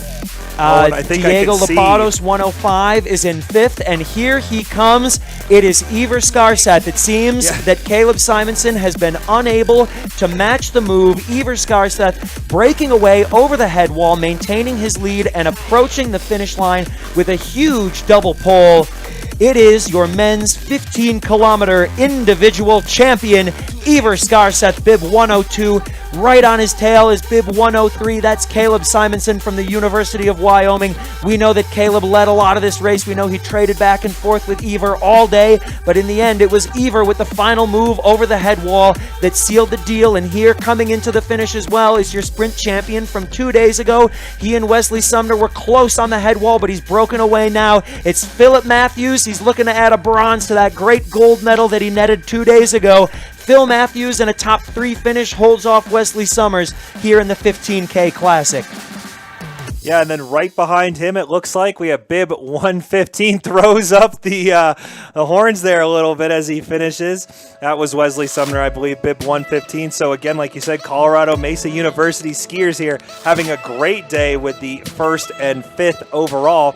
And then I saw bib 105, Diego Lapados from University of Wyoming come in. So the Colorado Mesa boys and the University of Wyoming boys having a wonderful day here at the 15K. I believe you talked about that high altitude training that they get a lot of, and maybe they would have some strong days here, and looks so far like they are. It certainly does, and some big embraces at the finish line between those two teams. We really do love to see it, but a great day for the Rocky Mountain Conference out here in the 15K Classic with Ever Skarseth, Diego Lapados, Wesley Sumner, and Caleb Simonson all landing in the top 5. Here's Pavel Rova across the line. He also had a top 10 finish, so he's 6th place for St. Olaf. And of course, as much as we're talking about the RCMC, let's not forget Phil Matthews, another great performance today, held on to 3rd place. He's taken home a bronze medal on behalf of Paul Smith's College and the Eastern Collegiate Ski Conference. Yeah, really great USCSA National Championships for Philip Matthews, obviously, with both the gold medal in the sprint and now the bronze medal here in the 15K. So showing his diversity a little bit with both a sprint technique and maybe the slightly longer distance. So congratulations to him. And as we extended that offer to the women, we'd love to extend it to the men. If any of our top finishers, or really just anyone here, wants to come in and give us some quick words about the course and how it went, we'd be happy to have them. I know we tried to get Ever on the freestyle day to maybe come join us, and he was maybe a little reluctant, but if we can convince him today, that'd be excellent. If not, one of the other boys that are interested in joining us in the booth for a quick minute, love to have you. Yep, that's all right. Phil wants it. Yeah, Phil's Phil. fired up. Phil had a great race. Phil wants it. Yeah, you know, it's all up. Caleb, would love Ever, to talk the to door's Phil. open if you want to come in and chat. But let's get Phil in the booth. We've got more finishers coming in, but it looks like the top 10 is about to round out. We're going to call the top 10 in here, Phil. It looks like Diego barely out-throwing CMU. Is that correct? Yeah, so Daniel Gladkoff 8th, Daniel Gladkoff, or James Kaisden in 9th. Diego Shalasi, your teammate, I think, right? Is coming in top 10, and then Jack Lackman there from Colorado Mesa also finishing, so he will be 11th. So top 10 rounded out, but go ahead, Luke. All Take right, it yeah, away. let's go live now to our third place finisher and the winner of the Sprint Championship 2 days ago, Phil Matthews. Phil, you're going to need to speak loudly and clearly into the mic, but tell me about your day. What was your strategy going out onto the course? Okay, cool. You stop loudly. You can just hold it in front of your face like a microphone. Great. Yeah. It was my strategy going in today was definitely let other people handle the work, just because that's what everyone's doing. It's like snowing out here, slow conditions. Everyone was it was basically a peloton, like you see the Tour de France. Like everyone's switching the front position, taking a couple minutes here and there. Everyone kind of was like, it was okay taking like the front force of the snow and the slowness out there. And yeah, it was a really good fight, but it really didn't pick up until probably you guys saw it after the first lap. We're about like at the farthest part of the course. We look back, there's still like 30 guys, and we're just chatting out there like, is anybody gonna go? Is anybody gonna, like, who wants to go? Who wants to go fast? Who's making this a race? And no one really wanted to until it came to that second lap. And the pack really opened it up, and it was fun. It was good. Yeah, we heard a lot that Caleb Simonson was doing a lot of the work for a while, or at least that was what our cameras were telling us. So we're curious, is that what you saw out there as well, or? Yeah, me and Caleb were kind of handing off for a while down there. Like, he and I were kind of just passing back and forth. And then, I think it was the last lap, Caleb was torn away from me either. When I was like, you gonna go get him? And I was like, yeah, I can go get him. Like 5 more pull pushes. Like, actually, you go and chase him. I'll draft off you. Yeah, all right. We had a good fun up there. So it looks like Ever now is joining us as well. And yeah, thank you so much for joining us. And Philip, thanks for having, yeah, we appreciate it so much. Anyway, yeah, so congrats on the victory today and obviously the one from earlier this week. How have you found USCSA Nationals so far? Yeah, thank you. It's been really fun, like today, challenging conditions, so a really tactical race. So, I mean, I think we all did great and we had great skis, so yeah, I'm super happy about it. Like Caleb from Wyoming, I've been racing this whole year, and he's super strong, so I just stayed on him and managed to pull away from him in the end. So yeah, I'm super happy about that. Yeah, we were kind of watching the race and then sort of noticing that Caleb seemed to be doing a lot of work, and you looked pretty calm right behind him in second. So kind of shout out to him for breaking the trail for you. But you clearly timed your move perfectly. So, like, how did you know when to break away? What was your mindset for making the move and surging into the lead? I mean, my favorite terrain is like a shallow hill with like striding. So I knew if I did my perfect technique there and just one full gas, like he would for sure struggle, and he did, and I got a gap, and yeah, I was not gonna give it away in the last corner this time, like the sprint. So yeah, I'm just super happy about securing that. So yeah, I'm really happy about that. yeah, we could see the emotion when you came through, and obviously the sprint course, kind of caught you at the end. I know I heard he might have caught you in the blind spot a bit, but not going to let that happen. So congratulations there on the win today. Luke, any final questions? Yeah, before we let you go, what was the best part of Nationals so far this week? Today with the team, I think we did really well as a team. We almost had 3 guys top 10 or top 15, so I'm super happy about the boys, and yeah, we had such a good, our skis were great, so I'm thankful for that. Well, and your coach came in and gave us his WAC recommendation earlier, so hopefully he didn't share it with too many people out there. But no, he's the best, so shout out to him. He's a really good guy, so yeah. Awesome. Well, thank you so much for joining us. Really do appreciate Thanks it. for coming in, Ever. Well done. Congratulations. Great job today. And thank you to Phil as well for coming in. That was some excellent color commentary from Phil about how the race went, when the move was timed. talk about another guy who's had a great week, and how wonderful to hear not from one, but just two athletes in the top 3 about how things played out. We know from Phil that everybody was waiting at the front to make a move, and we know from Iver that he timed it perfectly. The finishers are coming in hard and fast, but these boys are eager to talk. It looks like Caleb Simonson is waiting right outside the door, so we may hear from him in a moment, but a lot of hugs at the finish line. They're coming in thick and fast. They're coming in droves, but here he is, Caleb Simonson, who did a lot of work out on the course today. We heard from both Iver and Phil. But Caleb, loudly and clearly into the mic, tell us how it was. What was your mindset? What was your strategy? Well, it was a great day out. It was really hard, so that was kind of good. I think that I just had lots of people there to push me, and I'm really grateful for them. And yeah, I don't know, I just try to keep a positive mindset the whole time. And what do you think was the most challenging part of the course or the most challenging part of the race? Oh man, I think that at the very bottom there was pretty hard. It was something I wasn't expecting in the race, and I think that the downhill was a little bit harder than I thought it was going to be. Yeah, it was a little bit harder, and also that the gradual lasted forever, but yeah. It sounded like you were doing a lot of the leading out there, so tell us a little bit about what you were thinking, trying to go hard off the front, trying to break the pack. It seems like they were sort of deferring to someone else to take the lead, so tell us about that. Yeah, well, I think that's really the strategy here. I think every coach is probably telling their athletes to get behind someone, to draft a little bit, and that was kind of my plan going into the race, but someone has to go first, and so you chose. Eventually I just decided to break out and just to go for it, and it was hard, but there was some switching around too. There were some people that stepped up and helped me out as well. So. Well, and it clearly paid off with a great second place finish. Before we let you go, any insight into tomorrow's team sprint for Wyoming? Do you know who it's going to be and how it's going to pan out? What are the boys thinking? Well, I'm not sure exactly what the teams are yet. We kind of have an idea, but I don't know. I think we're really excited. We just want to go out there and have a lot of fun, and I don't know, just make the most of it. Amen. All right. Well, thank you so much for joining us, Caleb. Congratulations on a great Thank race. you. Yeah. Stay warm out there. All right, and like Luke mentioned earlier when we had our last two, in there, but we've had a bunch of finishers. We're up to 42 men's finishers. We apologize we didn't get them all named, but hopefully you're catching them on our live camera or in person, obviously, if you're here joining us. We're seeing a lot of falls and a lot of teammates carrying each other off the finish line. It does look like the wind is picking up a bit, but we are getting close to sort of wrapping up our 15K. About half our field now has come through for their finish. Yeah, it was so wonderful to have Iver, Phil, and Caleb in speaking with us. I mean, what a great way to hear about how the race panned out from the athletes who were up at the front of it. But in the meantime, we had so many athletes finishing, some great top 10 performances for some young skiers. It seems like outside of the top 5, which the RCMC had locked down, there's some great diversity in regions and teams represented.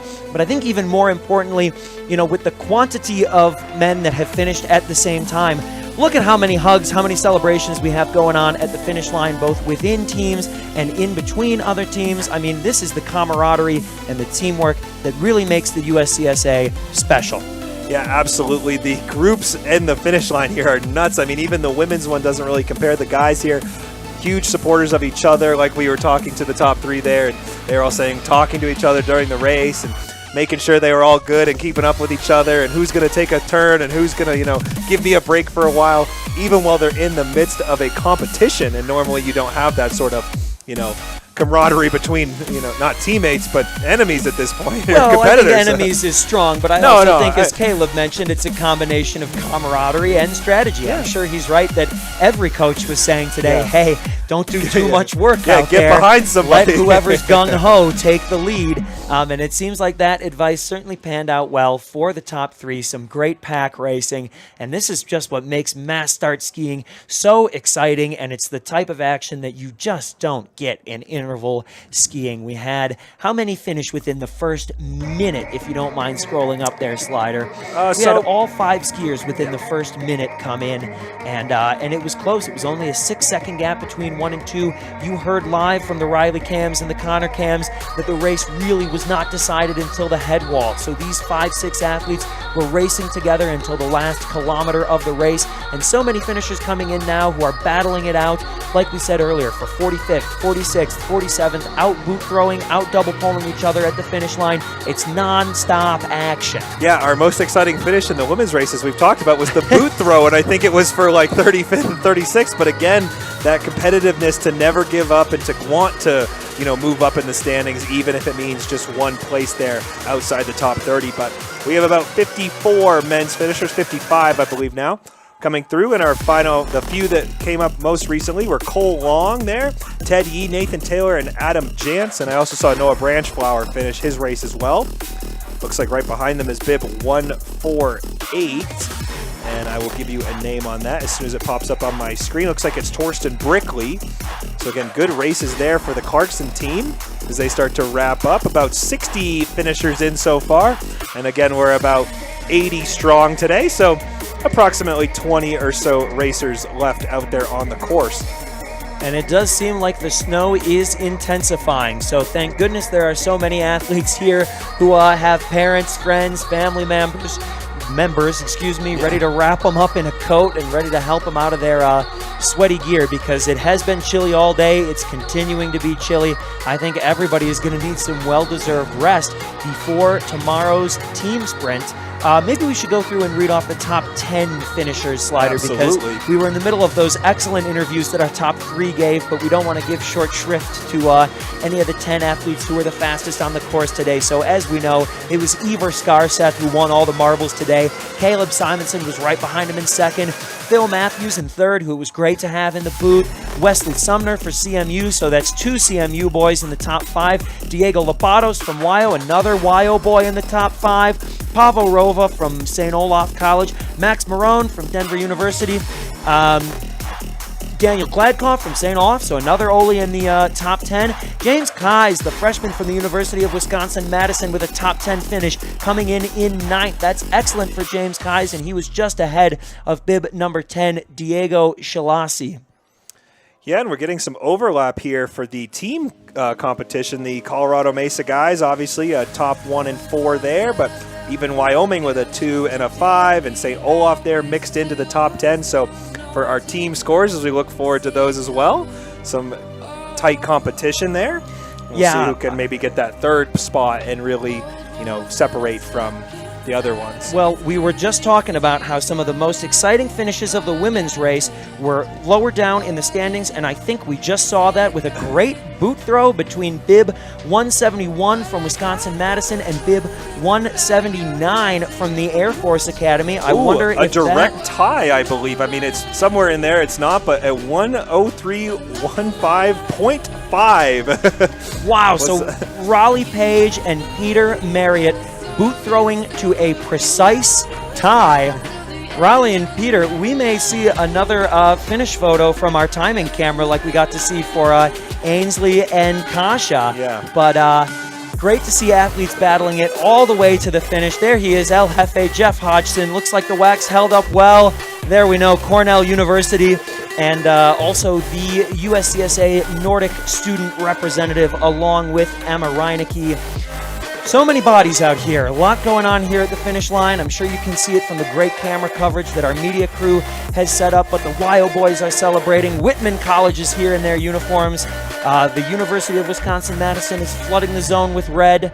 And I got to be honest, I'm sure that we could make some comments about the team standings, but I hate doing math, and you all know how to count to 5, so feel free to head back to your tents and figure out for yourself who's leading in the team scores today. Yeah. I don't think you want me doing it because it's just going to make it more complicated. I was just making a generalization that we seem to have 2 from each school there sort of hanging around the top 10, so a tighter team competition maybe than we've seen maybe on the women's side recently, with St. Olaf kind of having dominant performances, 4 in the top 10 or so, and that can kind of win them that day there. But 71 finishers for you so far, with Ethan Collis being our most recent finisher, although it appears we have bib 165, I think, which is Michael Pelletier, or Pelletier, whatever he prefers, but the main guy in me says it has to be Pelletier, so I apologize if I'm getting that wrong.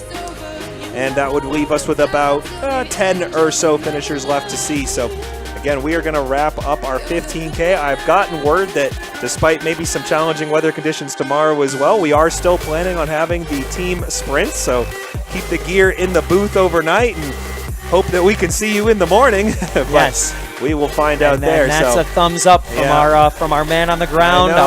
One of our chiefs of comp, Roy Nilsson, thumbs up, says that tomorrow the team sprint is on as scheduled. So these athletes who have just finished an exhausting 15 kilometers, they're going to have to go for, it's 3 laps per person, and it's a kilometer 0.4. So they're going to have to go for, what's 1.5 times 3?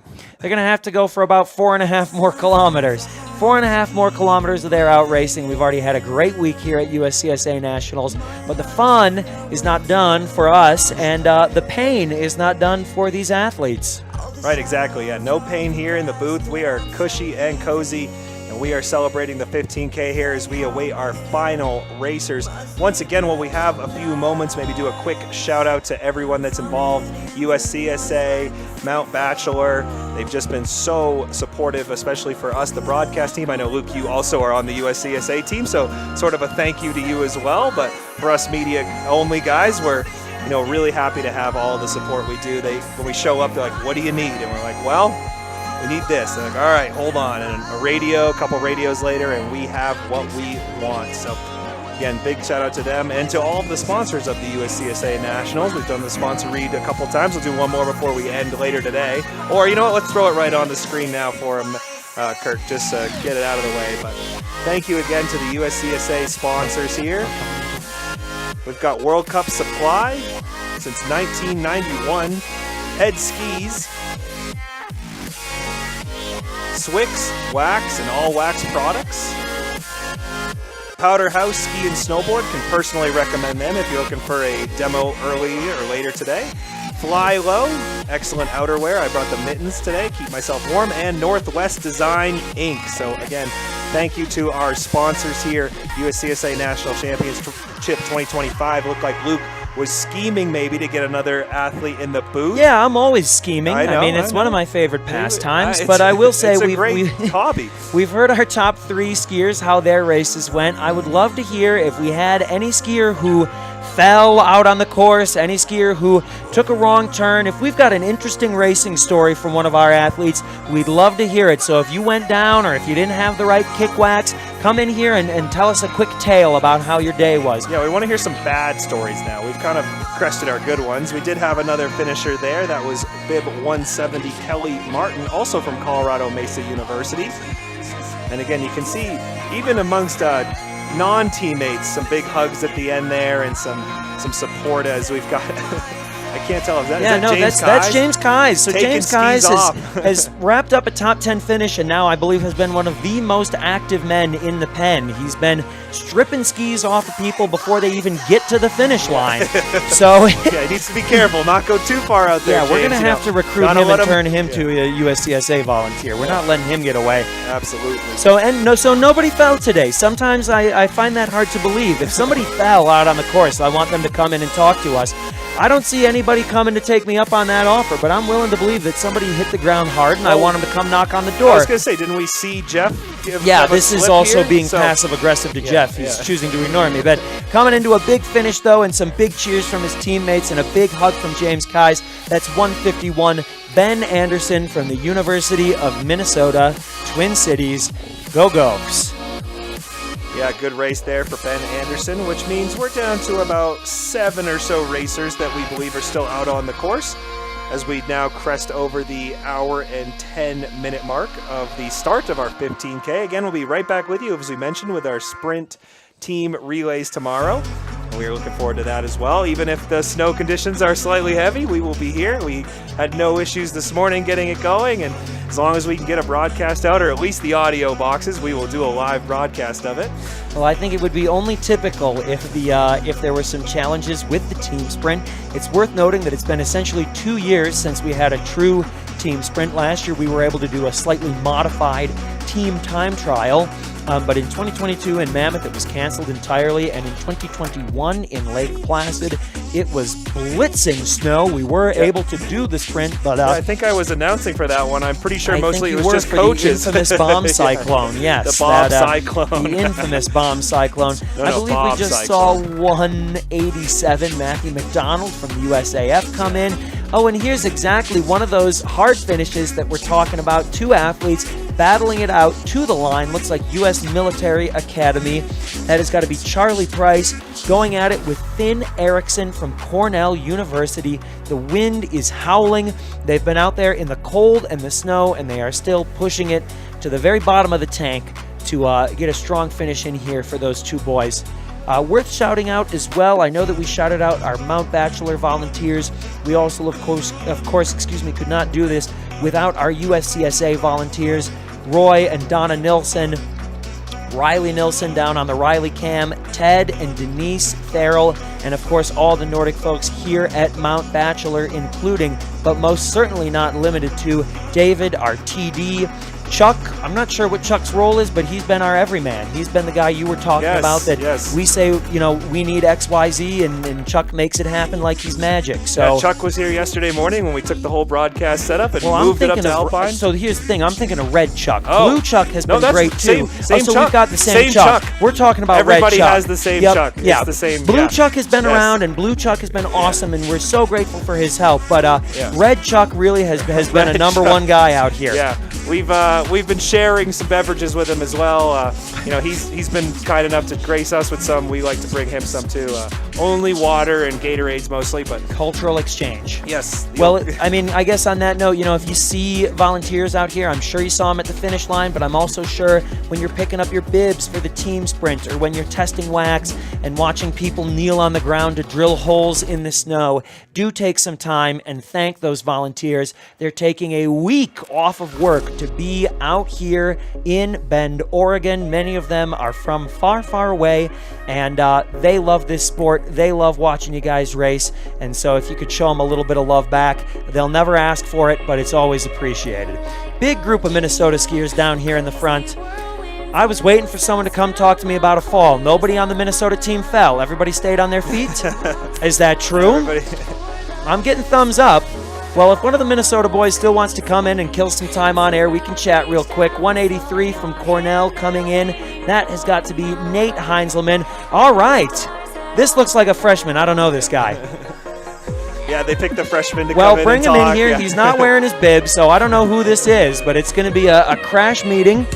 You're going to need to speak loudly and clearly into the mic, but we have here from the University of Minnesota. What's your name, bud? Finn Bleakmore. Finn Bleakmore, thank you for joining us this afternoon. Tell us about your race. How was it out there? Oh, it was fantastic for the most part. Stayed on my feet.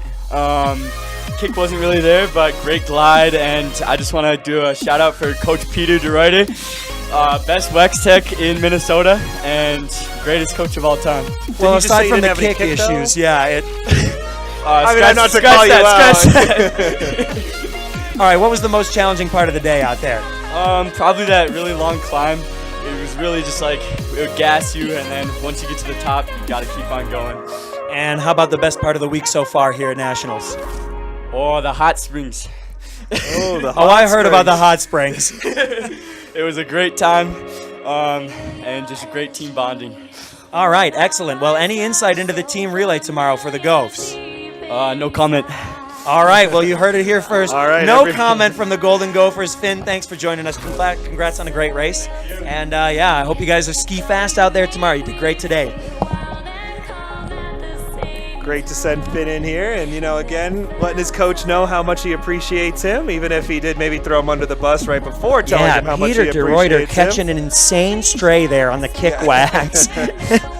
Greatest wax tech, but also I had no kick. Hey, they had great glide though, and that I think that this is a glider's course. That's what I've always said. This is a glider's course. At the end of the day, the kick is optional. All right, looks like we do have one more finisher coming in. We'll give a shout out to here. It's 189. I believe that's Wiley Cora coming in. Yes, it is from the Western Colorado University. A great double pole finish for Wiley Cora, and a great showing for him today. Very, very well done, Wiley. Strong finish, strong race. It was cold out there. It was tough out there, but yeah, good skiing. Love to see it.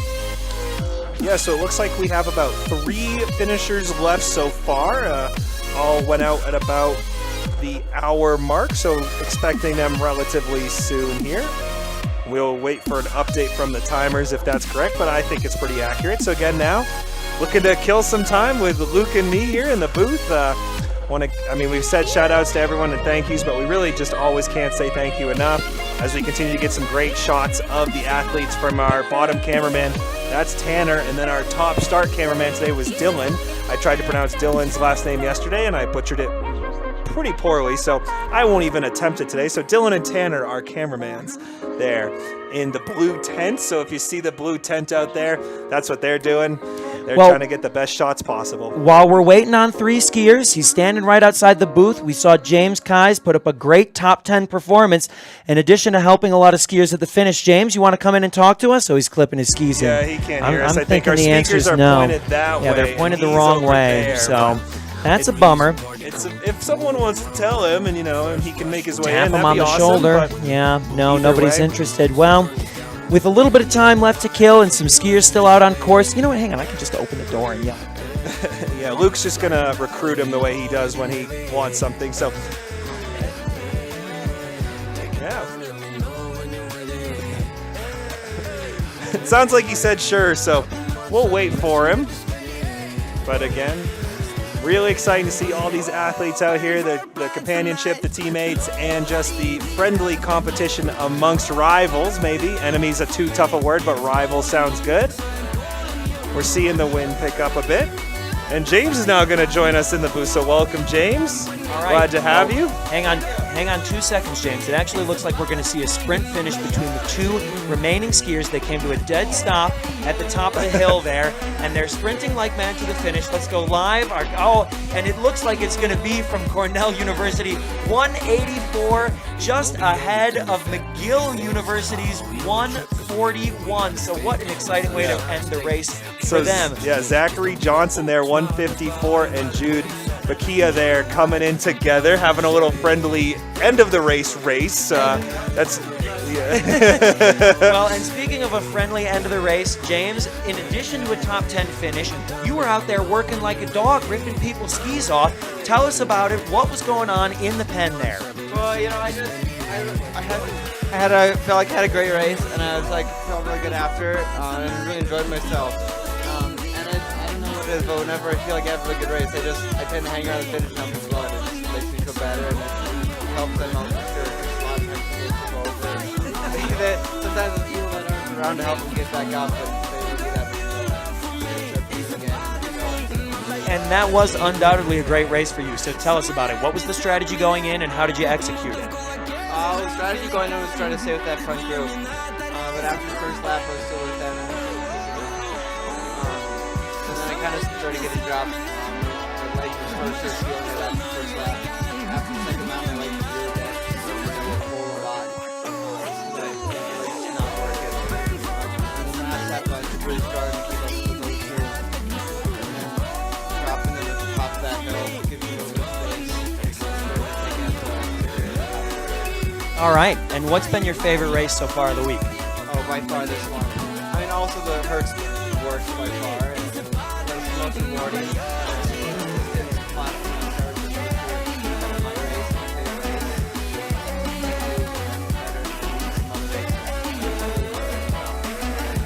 All right. Well, congratulations on a great performance. Thank you on behalf of all these athletes that you helped out in the pen, and on behalf of the volunteers too. But it was great having you in the booth, and I guess we'll see you tomorrow for the team sprint.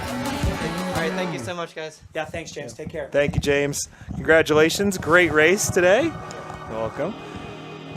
Again, maybe just waiting on one final finisher. Going to send a quick note to the timer, see if that is accurate.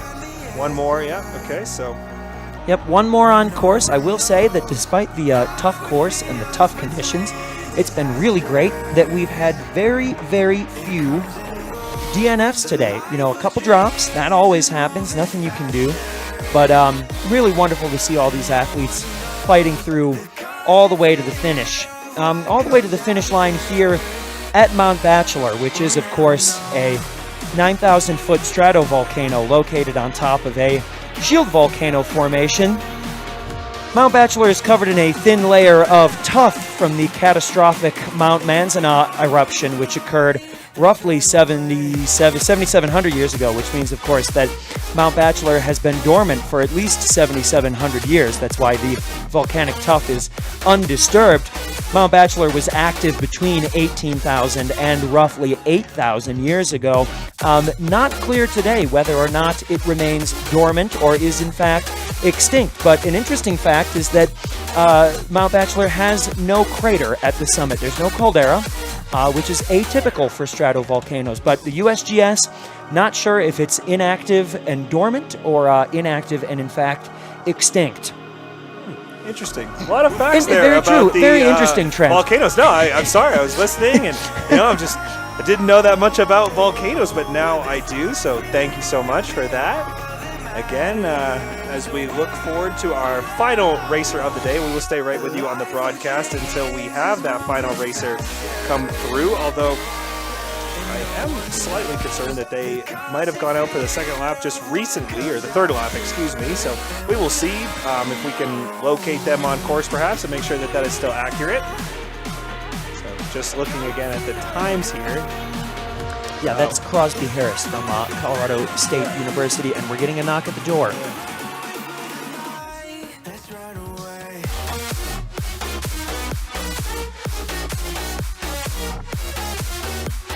Okay, so it sounds like we may have had a broken ski and then a picked up ski, which is a rare feat. They're the same ski. Okay, so a broken ski that got picked up. If you did pick up that broken ski, if you could maybe hand it off to someone wearing either a USCSA coat or looking more official than maybe I do when I walk outside the booth, that'd be great. They're looking for that ski somewhere. I'm also seeing some snowmobiles out there, so perhaps...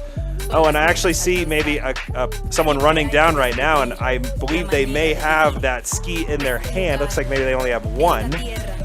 So that ski might have been picked up by a coach or so. But I want to thank everybody for that. Yes, of course, for the help. And it looks like the Mount Bachelor crew is coming in now on snowmobiles with some of the material from out on the course. So things beginning to wind down here at the Mount Bachelor Nordic ski area. I know that the Mount Bachelor Nordic Lodge has an $8 lunch special for Nordic athletes, and I gotta be honest, Mama Hog made me a delicious sandwich for lunch today, which I still appreciate, but I still am a bit peckish, and so I might see what that $8 lunch special entails. Yeah, go for it. So true. You gotta eat. Man's Mama gotta Hog. eat, and you know that this commentating, I mean, I can't imagine being in the booth for, how long did you say you were out there? For 8 hours the other day? Yesterday? No, yesterday was a long day, but we did 2 runs of each slalom and GS for both men and women snowboard alpiners, and we had about 100 people per run, so 40 women and about 60 men. So we did approximately 800 starts yesterday at about 12-second intervals. So we were cruising right through, and I want to give a big shout out to the snowboard team. They were a little bit more concerned about the weather tomorrow than it appears the Nordic side is. So we wanted to make sure we could get those alpine events in for the snowboard team. Usually those are a Saturday thing, but glad we got them in and that the students got their races before, maybe it was unable to go. So big shout out to everyone over there at the at the snowboard crew. I've done that now hundreds of times. You can't keep switching me between events. I get used to saying one thing and then, they got to throw me at another one. Well, I think that's kind of the dichotomy of the USCSA that we've seen here out on the east and west coasts. Lake Placid, the hosts at Mount Van Hovenberg and at Whiteface Mountain are just superb, and Orta really bends over backwards to help us out in New York State. Of course, there are some drawbacks to racing in New York State in March. There's a lot of man-made snow, which we appreciate, but not a lot of the good stuff. On the other hand, when we come out west here, of course, the Mount Bachelor crew, the Bend crew is superb, and the snow sometimes is more than we know what to do with. Obviously, a couple years ago in Mammoth, were there any alpine events? I know there were 3 out of 4 Nordic There events. were one alpine event, and it was one run of, I think, one run for men and one run for women, and maybe a GS race. It was either GS or slalom, I don't remember. And they crowned a national champion on one run. I know there were 3 Nordic events, but we only got to broadcast one of them because our tent mysteriously vanished after one of the high wind days, and we were unable to Wow, put and our was never broadcast. seen again? Never seen again. As far as I know, it was never found.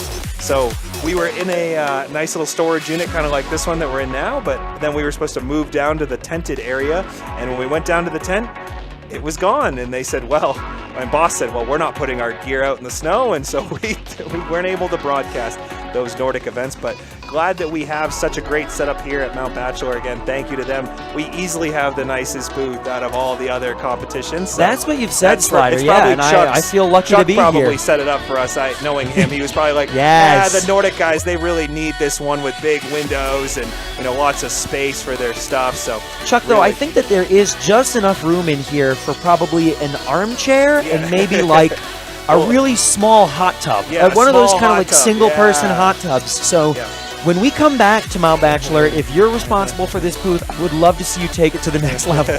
Chuck's got us for sure. We'll see a small mini fridge to keep our beverages cold. Well, we don't our need to worry about water. keeping things. I mean, you just set them in the snow outside. That's true, but I like the luxury of not having to walk outside. But yeah, anyway, again, just still waiting on one final finisher as we see them start to pack up the start section just a bit to help for the cleanup later. And again, we will continue to broadcast until we see our final finisher here.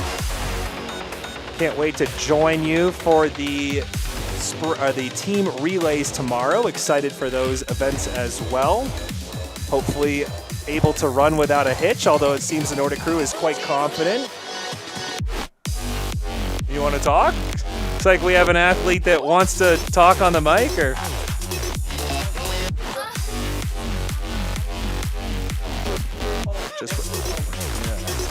All right, so we thought we might have an athlete interview, but they were looking for more timing questions than for broadcast questions, and unfortunately we have almost no timing answers other than what the times were. Yeah, that's a Bob question. Yeah. We can't answer that. Yeah, that's a very much Bob Underwood question. I am barely able to read the times that I am given, so I am glad I have no stake in the game when it comes to timing, though I want to say once again thank you to Bob Underwood. He does such a wonderful job. If you're looking for any of your results, his website is underdogtiming.com, and you can find all of the race results we've had here so far on that website, as well as live timing that I'm using to announce. So you're always in the loop if you're using Bob's system. And we just want to say once again thank you to him. Yeah, speaking of results, you can also always go to uscsa.org/results. They have a fully built out results page that includes scores and standings, not just from the national championships, but from regional championships and from conference level races. So I'm sure you've been asking yourself, Luke, how do you have all these extraordinarily, almost preternatural predictions about who's going to do well in these events? And the answer is twofold. Number one, it comes to me in a dream. And number two, I look at the results pages on USCSA.org and I make some educated guesses based on who's done well in the conference. Mostly the first one, though. Yes, mostly it is that it comes to me in a dream, and It's then a I just gift, cross. really. It is a gift, yes, and I was told that I would be. Yeah. I was always told as a young boy that I would be shamed and persecuted for my gifts, but I'm glad that I found somewhere where I can put them to good use. I just thought that they were telling you were a special child out there. Oh, they said plenty of that yeah. too, but yes, so you can always go on uscsa.org to view those results from throughout the season, and it might provide some valuable insight into who you expect to do well and who might be a breakout skier here at Nationals. Especially those freshman skiers, oftentimes they haven't raced at the national level before, and so they're kind of unknowns to everyone outside their region when they get here to the national championships. So doing a little bit of background research and seeing who's really tearing it up at 18, 19 years old out on the course, rookie season, can help you call some of those dark horses. That's what I'm looking for, the word dark horse. No, and you've been really accurate. So, again, I think everybody at home and everybody joining here appreciates your insight. I mean, again, if you did get it wrong, we'd never mention it here on the broadcast. So, Which I appreciate. We only remember the ones you got right, Luke. And there's so many of them that it's hard to keep track. There's so many that we're just always lost in awe, really.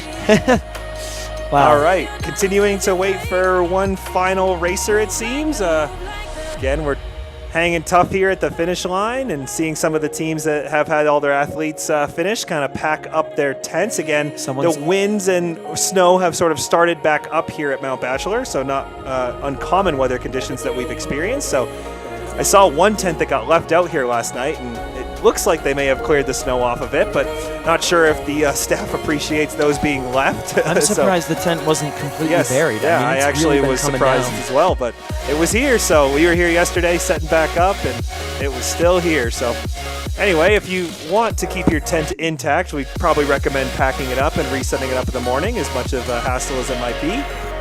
But again, now just waiting here on the broadcast for our final finisher of the day.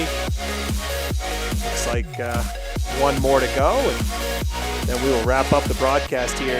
Yep, one more to go, and then that'll be the conclusion of the individual events for this week here at Mount Bachelor. That does not, of course, mean that the racing is over, because tomorrow we can promise you plenty of excitement at the team sprint. We're going to have, if all goes according to plan, 3 starts tomorrow. The men's and women's, well, I suppose 4 starts actually. The men's and women's 1 seat, so these are going to be the top sprinters from each team, 3 individuals, each racing 3 laps. So a total of 4.5K per skier, or I suppose 13.5K for the net of the race.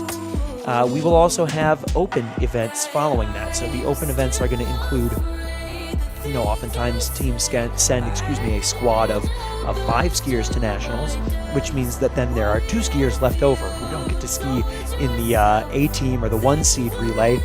Those 2 remaining skiers, or 3 remaining skiers if it's a bigger squad, will be able to race in the open event where they might be paired up with other schools.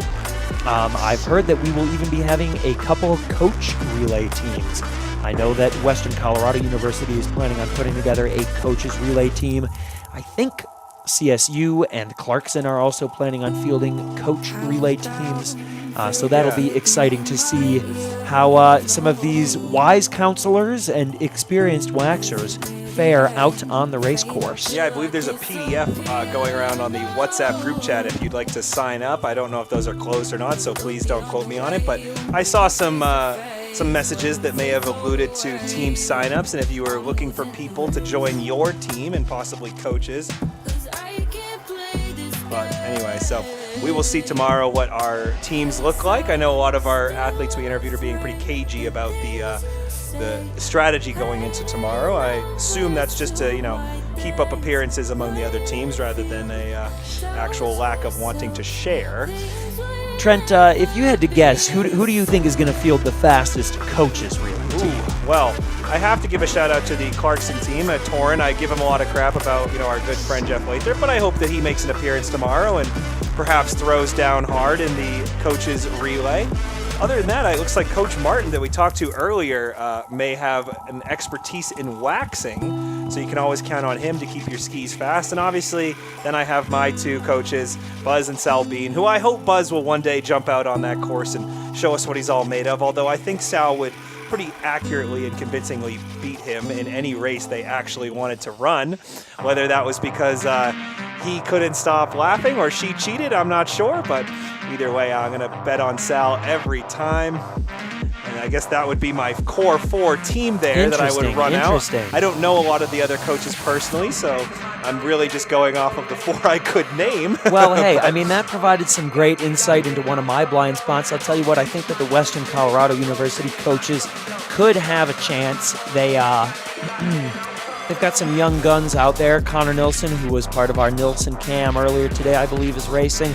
And I'm not sure if Spencer or Kevin will be racing, but I think Hannah will be too. So some young, aggressive skiers that came up through USCSA programs. However, what they have in youthful energy, they lack in experience. And as we saw today, there's a lot of strategy out on the race course.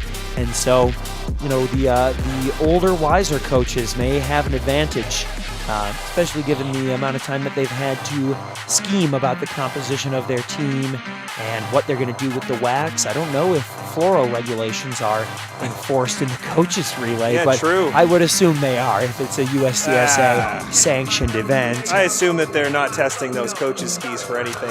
Oh, you haven't seen them running the? They have the sniffer dogs here to sniff for fluoros. Yeah, the dogs. They're very aggressive, but it doesn't look like they've hit on anybody yet. I am sure we would know if the dogs detected illegal wax. Yeah, and now just waiting for some confirmation if we still have one final racer out there. Okay, so Bob is telling me we still do have one more. Just double checking to make sure. You know, we always like to keep our information as accurate as possible. Again, now just waiting on our final competitor. I see some movement Yeah, I do on see the some course. movement. I'm not sure if that's the racer there. Hard to Looks tell. like it could.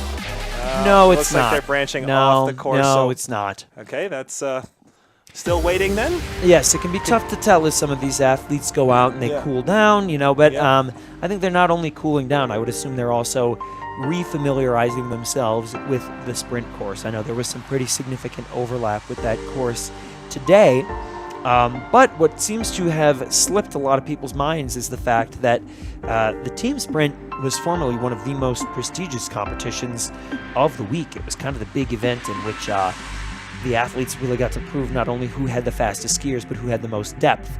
I think the last 2 years of cancellation and modification have kind of changed that, but it seems that the team sprint this year is going to be very exciting, and hopefully we're going to get the best of both worlds. We should have some really strong, really well-composed one-seed teams, and hopefully some really well-composed and some really fun open-entry teams, including, of course, the coaches relay team.